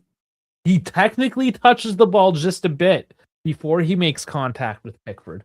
Not much, but he technically touches that ball. Okay, so they do nothing of it. Okay, it's goal kick. And there's a friendly exchange between Prince and Jordan. So, I mean, that's good to see. Good sportsmanship. Everyone comes out of it all right.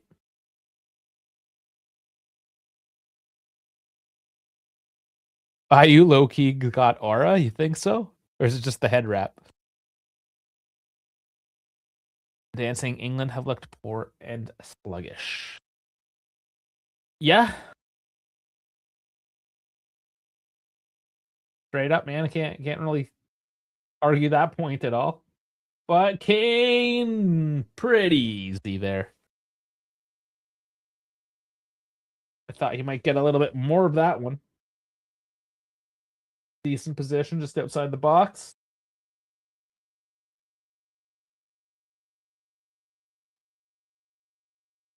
And we have a German Dave inbound. Hola, amigos. What is this working till 10:30? Oh, Jesus. Dude. Yeah, one last meeting that fucked me over, and the client wanted to go eat something and speak about a couple of other like formalities, and then we did that in a sports diner, so to say, in an American diner. Okay. That carried on. Did you at least see the game at this diner? Sorry again? Was the game on at the diner? Yeah, it was. Okay. But it's So not like at it was least worth. It's not like it was worth watching. okay. Well, I mean that's besides the point right now, but Yeah. Is this Yeah, for man, you that's so far crazy. the worst game you have watched?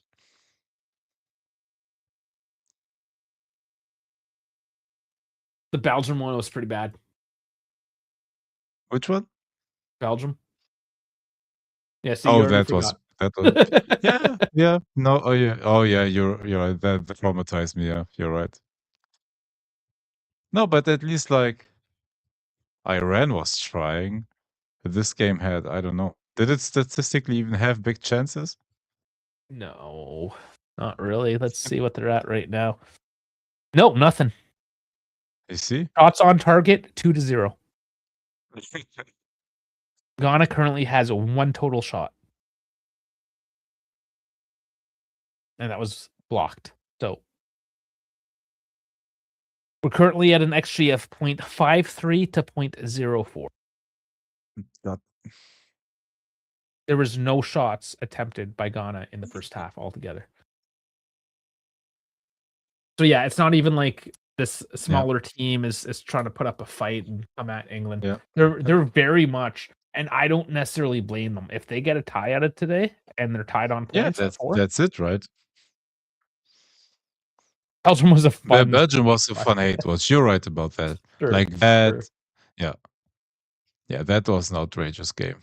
Like it was still fun. Like for the watch along and doing it with you guys was fun. But I think watching that Belgium game alone Oh, it'd be would have horrendous. I been would have been sleeping, picking my nose or yeah. something. Yeah. But it was still fun because of the chat and the action and how we how we had some banter on the Belgian players and yeah, it was still fun. Yeah, it is the hydration break right now, by the way, for all of those who may be wondering as we just trail off into the bullshit here. Now I gotta check my email. I'm gonna do this in the hydration break because it is a reference. Okay, there's no ref courses. I've asked about being either a local, like minor league ref or coach.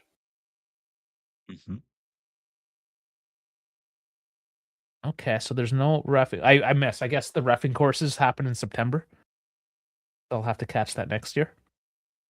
Where he says, as for coaching, my head coach could use help during our practices if you want to get your toes wet and see how that goes. Under 15. Our assistant coach is the head coach's wife and who only shows up to games to try to manage the boys on the bench. Yeah, I mean that's Canadian youth soccer for you. Yeah, my wife just like yells at the kids and gets them in line. Hey, No tactics, no game management, just you sit on the bench. that sounds like something for you. Why not? Oh man, I'm gonna have to do a lot more reading. I have another credit to use on Audible. I said I just finished Soccernomics. There's a German book. Oh, It's called Football Hackers, and it's all about the data. It just came out in April. okay. Christoph That's Biermann. refreshing. Who? Christoph Biermann. I don't know if he's anybody So in particular, but that's the author of the book. So that was the one I was beerman gonna like look. beer or Biermann. Give him a quick look at. he's a We have German sports journalist and book author. Yep. He writes predominantly in football and on topics like the current sports journalism and commenting on fan culture and football tactics as well. Okay, that's interesting. So it's either that or I was also looking at inverting the pyramid, which is supposed to be like super technical. Have you read that? Not yet, no. I guess it's one of those like if you want to be a coach, you read that book. Yeah. Dude, I have so many football books I still haven't. I started some, but I haven't finished them because I'm so tight on time currently. Oh, I know. That's why I use audiobooks, man. I just Yeah, like cooking dinner, walking the yeah, whatever. you're right. Just throw it on here and there. Works out, drives to work, Otherwise, yeah, to just fucking sit there for a few hours every evening, even like half an hour. It's not always the easiest. Because the other one was, and I have it. Oh, it's not even this one. This is Viali's other book. I finally found Viali's book when I was in Turin, but it's in Oh, Italian. yeah. And I'm just like, I can't read a whole book in it. I don't Italian Yeah. that well, you know. But I have the book, whatever. Because what was the other book that was recommended from him? Oh fuck, I'm forgetting. I use he's my assistant here to give me recommendations. What was your prediction for this game, by the way? Just Oh, I didn't even know. I on thought my it was going to side. be like a 2-1 or something. Yeah. Not I like had it this. 2-0 England. The Italian Job was the other one, but that's like that gets right Ah. into the Italian. I heard of that one. It compares the English and the Italian game. That would obviously be a really cool one as well, but that's more for like the end of the summer when we get back into Serie A stuff. There we go. Gianluca Vialli and Gabriele Marcotti. Marcotti, the Italian Job, a journey to the heart of two great footballing cultures. Not gonna lie, the title is a bit long. Yeah, whenever there's a colon.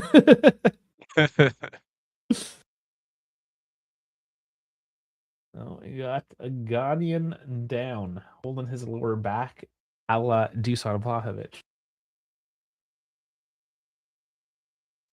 Oh, I think he's like actually yanked his back here.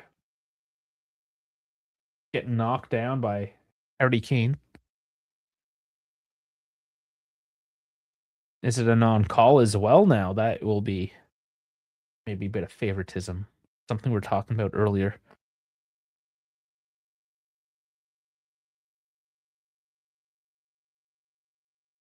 That's a Senea, one of the starters, so he may be subbed off shortly as well.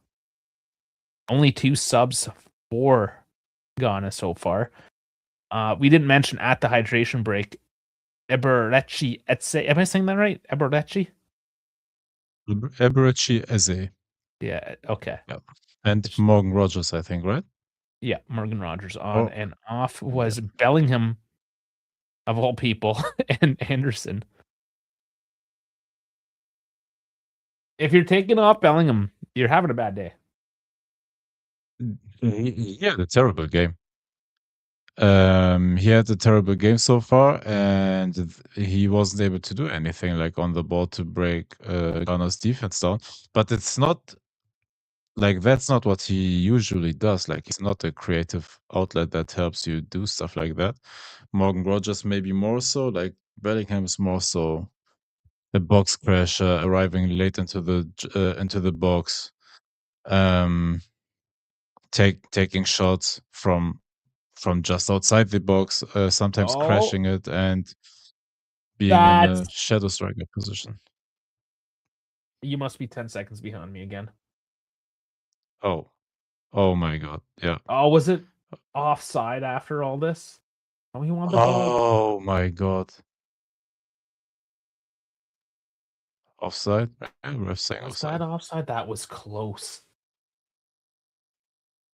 Hey, that was a clean shoulder to shoulder. That was the foul, in my opinion. Oh yeah, no foul. No foul there. Yeah, but even then, like very good by Gahey to. Oh, sorry. No, Konza. Sorry. Great. Oh, That's a cool I kick. don't think it's a foul, but it's enough contact to take him down.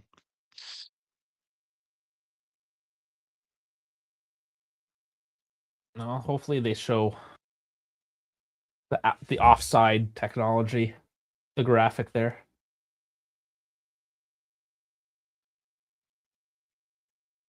Because otherwise, I mean that pretty tight there. Good opportunity. 10 minutes. There's only 10 minutes.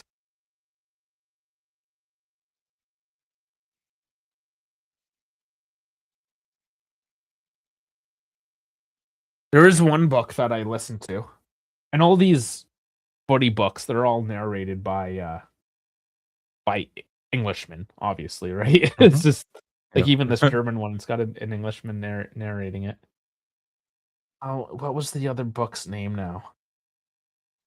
Zonal Marking, and that went Ooh, back kind of into the 70s, but mostly focused like 90s to modern times, starting with the Dutch, then it went to the Italians and the Portuguese, and kind of like how each style developed the game through the yeah, through the years and their dominance, yeah. and then like how they took over, and then ending with the English, how they're like the next team. Um, but the man was a word butcher. Like if Oh, you're gonna narrate a book about yeah, not even internet, but like European soccer, you got like French, Portuguese, Dutch. He did yeah, not pronounce a non-English name correctly. correct. Like, for example, one that we all know and love, and everyone should know his name, Chiellini.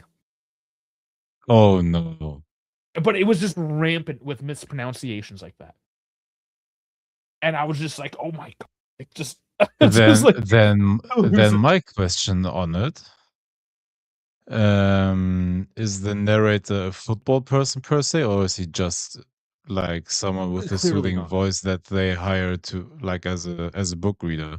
Well, he's not a soothing Because voice, if he's you have British. like somewhat of football knowledge, I think that you that yeah, he would have said Chiellini, right?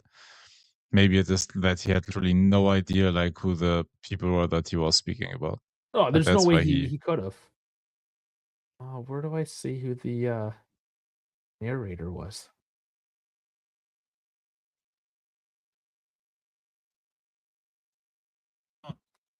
From Michael Cox.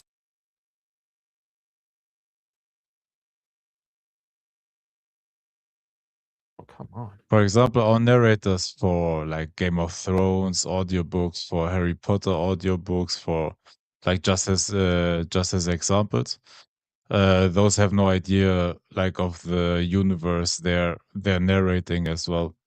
Like they butcher names all the time, like here in Germany. For example, It's Cersei from Game of Thrones, one narrator calls her Cersei.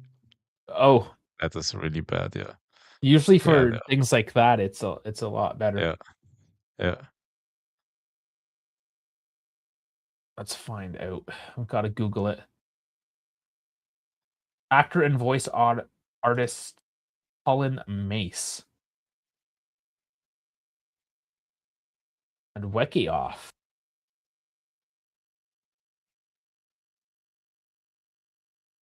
I'm asking Google if he's a football fan. He's a massive football fan and dedicated supporter of Watford. His passion for the sport extends well beyond the stands, deeply influencing his professional career. Club projects, he But lent his voice as the narrator for the Watford FC podcast and audiobook, Enjoy the Game, and zonal marking, and also the not so secret football agent. I don't know well, what that he one seems is. not to be interested in other European football then. Yeah, no, like, oh, I should have. Like, if I cared enough, I would have like made at first like you're listening to it and like Yeah. you're talking about the Dutch shit. I'm like, okay, I don't know Dutch. I sounded wrong, but like I don't know Dutch. And then it got to the Italian stuff, and I'm like, no, Yeah. that's wrong. That's definitely wrong.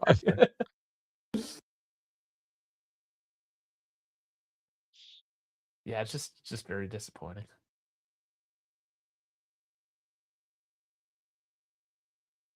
And again, like I don't know now if the book itself was not good or if Mhm. I just didn't like the book because I couldn't get past how bad the narration was.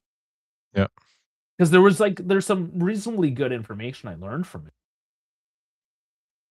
but I just like it was one of those like, oh, how much is left of this book? When is it done? Yeah. Unfortunately, I guess that's one of the cons of doing the audiobook. Yes. Because when there is a good if there's a good narrator, it really makes the difference. Dwayne saying tight game so far. That's kind of the problem, though, isn't it? That it shouldn't really be this tight into the 85th minute and It's no, nothing. but it's a very like slow game.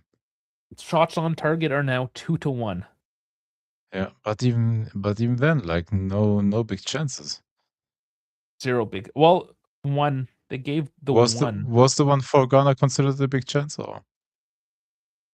from Prince Adi when he first came on. That's the one that they're giving him. And that was an XG of 0.24. And, well, there's a shot. Finally. Saved well from distance. Oh, still inside the box. No, But I that's think it. that was the same with I think it was Prince's shot. Who else did it? Just not Yeah. powerful enough from the distance with enough curl or angle to it. Oh, off the crossbar! And then just launches it over it. Harry Kane is in exasperation mode as he sees his one and only chance this game just disappear in front of him. Oh, oh my God, Harry! How did that not go in? Oh my lord! Wow! How did that not go in? I, I'm sorry that I wow, Harry! Like No, that the header is good. Like could have scored that, of course, but damn, the rebound. now I want to use the excuse because we've used this before, especially for Juventus because they suck in the rain. But we're talking about the English national team. If there's any team that can play in the rain, it's this Yeah, they team have right no here. excuse. Yeah.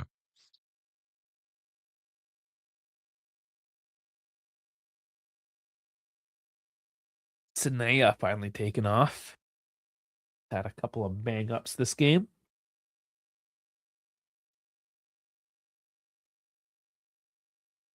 And yeah, it was Rashford that came on for Medweke a couple minutes back. That's just the one change for Ghana. They have a couple left to go.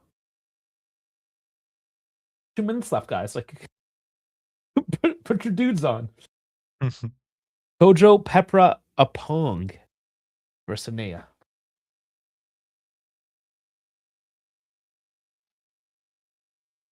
And it just tells me Ghana, they have people that they trust. Everyone else is just there to fill up the bench.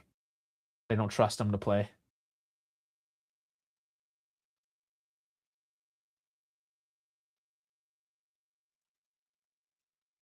Watch now, Ghana get one back here after that let off. Not a pass like that, though. Hey, what's your time?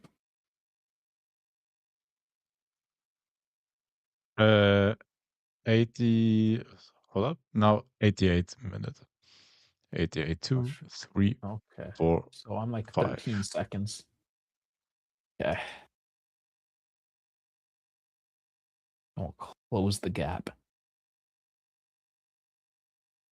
Oh, 88, 16, 17, 18, 19, 20. Okay. Synced up. Thank you, sir.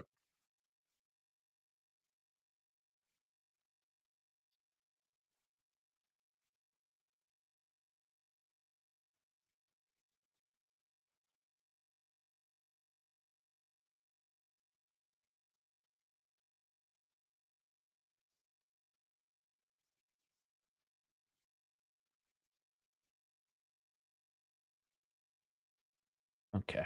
They synced as well for the scoreboard. The 65. That's not right at all. Why is the scoreboard saying 65? It showed earlier 70 something. How did it go back to 65? No.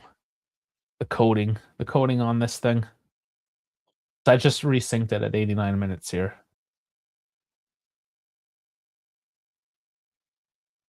And I had to talk to this guy again and be like, bro, your freaking scoreboard is shit.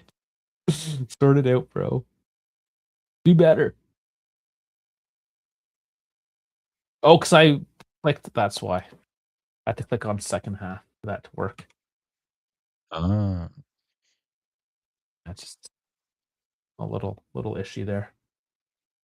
There you go. Now we're good. nice. Yeah, if you have it clicked on first quarter and you put like 89 minutes in, it's just gonna be like no.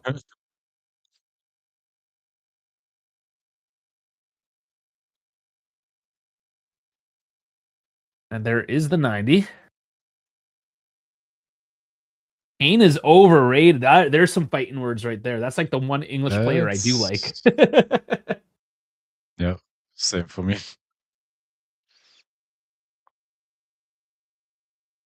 We've seen Messi miss. We've seen Ronaldo miss. We've seen Holland miss. Yeah. Mbappe. Did Mbappe Oh, get a it miss? happens, man. Kane is a great striker. Come on. Yeah. No, I'm not. I won't shit on Kane. He's usually like the guy that you want in that situation. Yeah. Right. Some speed and cross to nowhere, but another corner for England. Yeah. Trying to make something happen. Getting desperate. 5 minutes left here.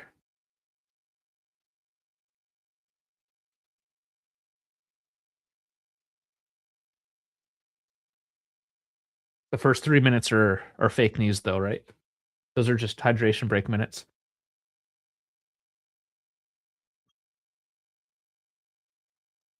If ever there was a time to put a stop clock in the game, that would have been it, you know? Oh yeah. All right, less chance territory now. That corner just finds nothing but the billboards.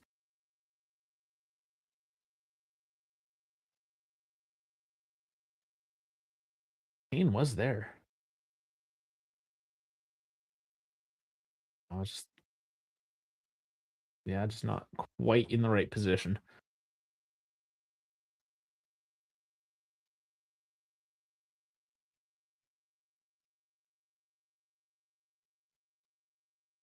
Well, Mr. Tuchel, what do you do now?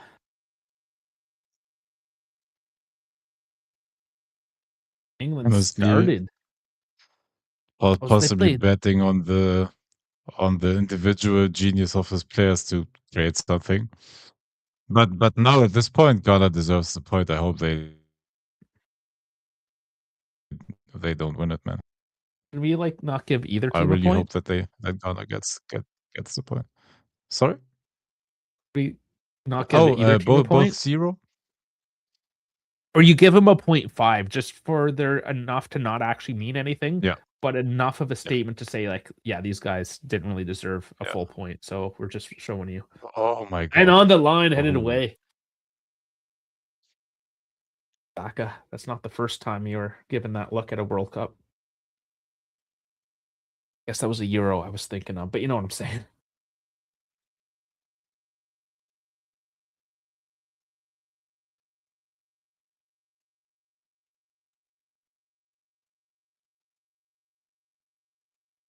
Big punch out.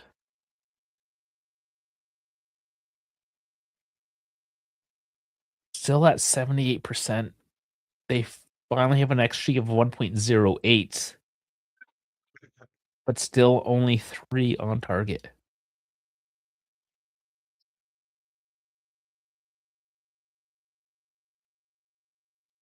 This is not a good look for England. Oh. I mean, they're still very likely comfortable to go through. Their last game is Panama. Yeah. They're on the 4 points.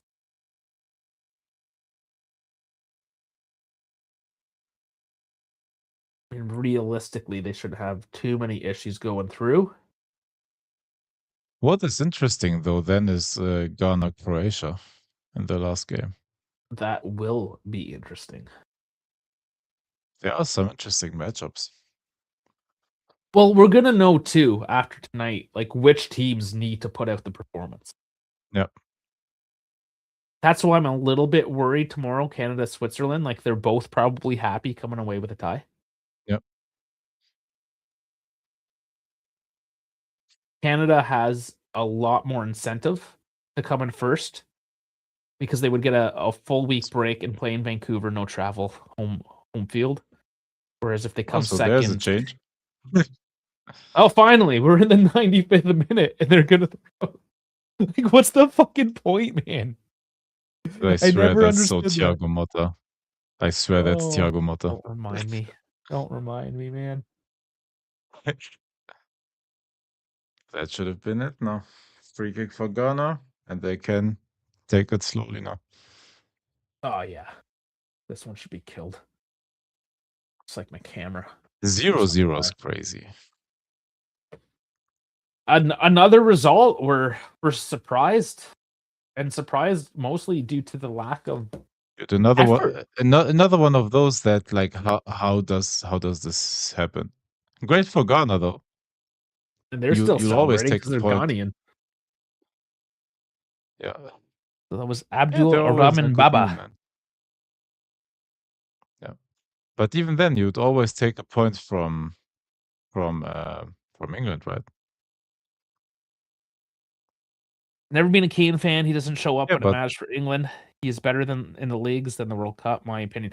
You can say that about just England, though. but That's not Harry but Kane. no That's one shows England. up for England. Yeah, but no one shows up for England. Like when Yeah. it's So like, sure, I and guess I yeah, could agree with you, but it's you'd done. have to say that for 0-0. everyone. Yeah, it's over. It's whatever. This game was. It was 0-0. Oh Yeah. boy, so exciting. Clean sheet though. Asarle is celebrating a clean sheet there. And he should because Yep. he is on that's Yep. total shots. Oh, on target 4. So I mean Yep. he did his job And thank you anyways. and congratulations to England for destroying all of our prediction sheets again. Just when I was like starting to root for you guys. And then you come up with this. Oh boy. Okay. Well, we'll look at some of the numbers quickly here and gotta start prepping for the big Canada game tomorrow. Okay, 79% of the possession, XG 1.28 to 2.9. Shots 19-2, on target 4-1, touches in box 34-10, big chances 2-1, missed 2-1, passing 585 at 93, which is actually pretty good. Doesn't mean anything though in this context. The 128, 74%.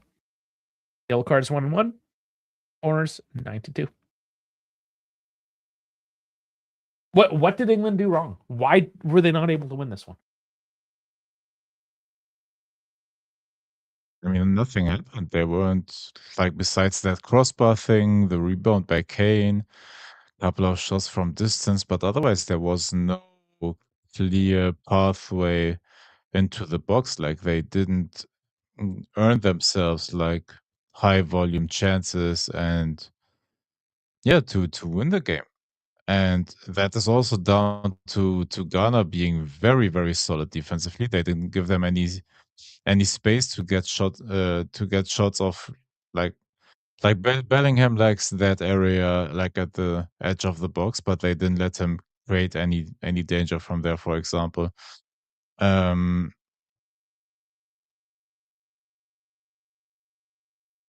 they were pretty good with defending the winger, and yeah, Kane wasn't able to fall back and being a creator in that sense as well. Like it was very, very well defended. The match plan was good from Ghana, but as like the favorite or England in this case, like should have been able to break that down. But in the end, yeah, that's a good summary. No killer instinct, no finishing. Yeah. Disappointed by this game. They Yeah. didn't. The issue is just like you'd never know. They can pop off in the next game, right? They can destroy Panama all of a sudden 6-0 or whatever, and then have confidence for the next round. Like that's the Well, as it like stands, the duality of this team is crazy. Like how they beat Croatia 4-2, and now like we have this. they're still in first at the end of the day. right? Panama, Croatia. If one of them wins today, they're still in first. Nothing changes, and they know Yep. going to play Panama, and maybe that was part of the idea.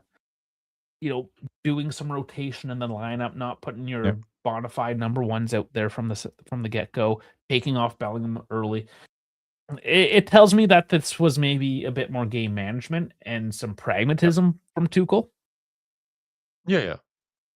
but that was still a bad showing, and I'm still very surprised. Like nothing really over the top. Again, we keep on going to that Germany game there where they finally decided that okay, maybe some of these balls should go long over the top, Yep. and lo and behold, they go in. See you later, Dwayne. Thanks for joining in. Yeah, they just did not find that creativity, that little bit of technical skill and excellence to just put one in, and it was almost there. Yep. But almost don't count. Dude, I would have thought at least they have games like this where they don't create anything like from open play. Like we see stuff like that like all the time from this team because this team is built for like physical football, set pieces, and just being like machines in that sense, having lots of possession and passing it around until you break down. It's basically the Arsenal way that this English national team plays. So I expected at least like one of the set pieces or stuff like that to fall in. Like it's not like I expected like dominance, like I don't know, 10 big chances where they play like fireworks. That's not what I expected, but even that um same for me. I would start Rogers ahead of Bellingham because I think he suits the play style more. But in the end, yeah, Bellingham is the big star, so he's gonna play. Otherwise, I think maybe the best lineup would have been Rogers, Bellingham, Rice, or Rogers, Anderson, Rice.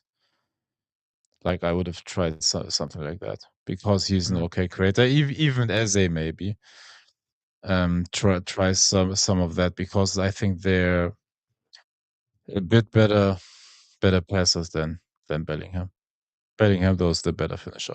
That's as well. Or at least he has the better instinct in the box. Yeah. Yeah, not non-committal. That's basically what it comes down to. They weren't brave enough to try to open it up. It was like they were afraid of conceding, and that they were happy with this tie. And maybe they were. Yep. Maybe that was exactly what they Yep. were trying to go accomplish there today. I mean, we will never know for sure unless they come out in the presser and say so, but I don't imagine they would come out. Like, imagine the English fans, the reaction. Oh, Yep. yeah, we just came out for a draw today. Like, there'd be riots. Bunch Oh, of yeah. drunk Englishmen in the streets knocking over Yep. mailboxes. Oh, boy. Yeah, leave it to a German to create a riot in England, eh? Exactly. Oh, shit. Well, I mean, Always not the really what we hoped Germans. for. Yeah. Starting fires in the streets of London. Well, the next one, we'll see. This gets to the interesting part of the tournament, though. We're going Yep. into round 3 starting tomorrow. So let's we can look at this. Portugal, Liechtenstein 5-0. 0-0 for England, Ghana. We got Panama, Croatia in 53 minutes. And then Congo, Colombia this evening. A few hours from now. All right. So tomorrow, what games should we do? Oh, well, you know which one we're doing. No, we will definitely do Switzerland and Canada. That's I that's can't do 100% for me. I can't do later. I Wednesday's my No? race night. Okay. I can't do later. Oh. You can go in solo if you wanted to, but unfortunately, Yeah, I have to it's do something other than football yeah, tomorrow night. yeah. No, because no, you're good. We Uh, have lives outside of football as well. yeah, Scotland, like Brazil meetings. would be interesting, but let's see if I'm able to do it like alone at midnight, being tired, maybe not getting a single English word out. Let's Yeah, and see with that's that one. 6 o'clock is when I Yep. start my race Yep. stuff. Yeah, Yeah. so Yeah. that's so maybe just the Canada Switzerland one. I mean, Yes, sir. whatever, guys. Just you're gonna have to deal with me being Canadian, and that's what you're gonna get. You're gonna get every single Canadian game. Hate me for it, but I'm also here for it. So if I have to stream to the internet by myself to nobody, it's gonna happen. Otherwise, yeah, Wednesday. It is what it is. But that is the start again of A, B, and C all kind of complete everything tomorrow. I have the weird feeling that in that Switzerland Canada game we're gonna have like minimum 5 goals. 5 goals, 6 goals, something like that. Like both of Maybe them aren't the greatest like defensively, but they have like quick wingers. They have good finishing. it could be Yeah, interesting. I think it's gonna be an exciting game. It's going to be 0-0 or 3-3. Yeah. One or the other. Yeah. Morocco, Haiti. I'm not too sure. Scotland, Brazil will be interesting just because we're not too Yeah. sure. More so just to see Yeah. where Brazil stands at the Yeah. moment. Dude, if I'm fit, like after the Canada, Switzerland, I think I'm gonna do it. But let's see if Yeah, if yeah. I'm Play it by yeah, ear, not anyways. dead. But yeah, Wednesday night is that one night I gotta do the other thing on the internet. Yeah. Czechia, Mexico should be good, but Mexico's through. They don't really care as much, I don't think, but Yeah. they probably still do because they're playing at home. Does this table look?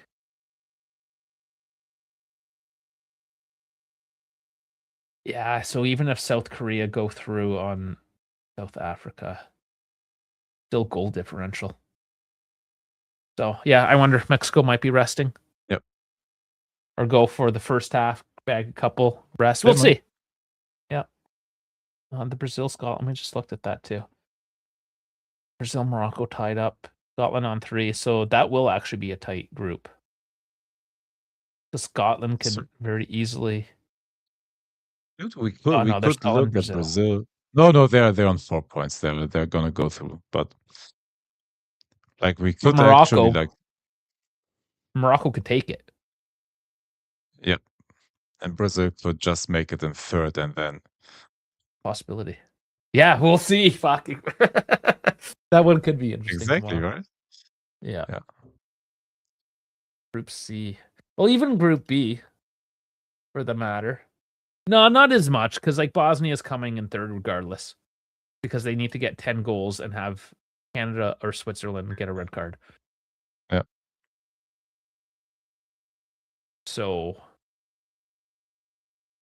it's between Canada and Switzerland.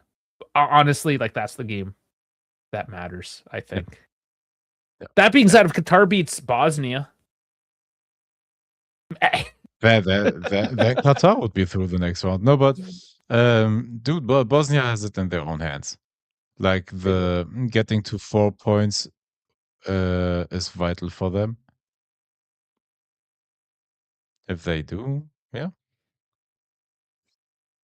that being said, They're through Bosnia as has well. not played good football the past 2 games. I'm not super high on their No. style. And I No. wouldn't even be I- entirely neither surprised am if we I. somehow fumble. Yeah. No, of course, always possible. But I mean, I think for the most part, should. They Qatar is disappointed me in not every good. game so far. So Qatar is 56 and Bosnia is 64. So Qatar technically is a Yeah. higher rated team Yeah. for what that's worth. Got them those rankings, yeah. It gives you a general idea, right? When there's that much of Yep. a gap, it tells you okay, like there's maybe a bit of a quality difference. I don't know. We'll see. We'll see tomorrow, 3 p.m., 9 o'clock for you. Until then, I mean, that's it. I think that's all we got. You got any parting words for anything? No, sir. I'm good. All right. That does her then. We will see you in 20 and a half hours. Something like that. All right. Thank you everyone for joining in today. Please remember to like and subscribe. We did get a few subscribers on this one today, so thank you very much. And we are everywhere for your viewing pleasure. That's YouTube, both vertical and horizontal. Twitch, X, Instagram, Kick, and Assist. Everything's down in the description, the bio, what have you. Links to everything is there, including the Discord. And J Car, you've been lurking. You just come in to say bye. I see. We got a lurker here, boys.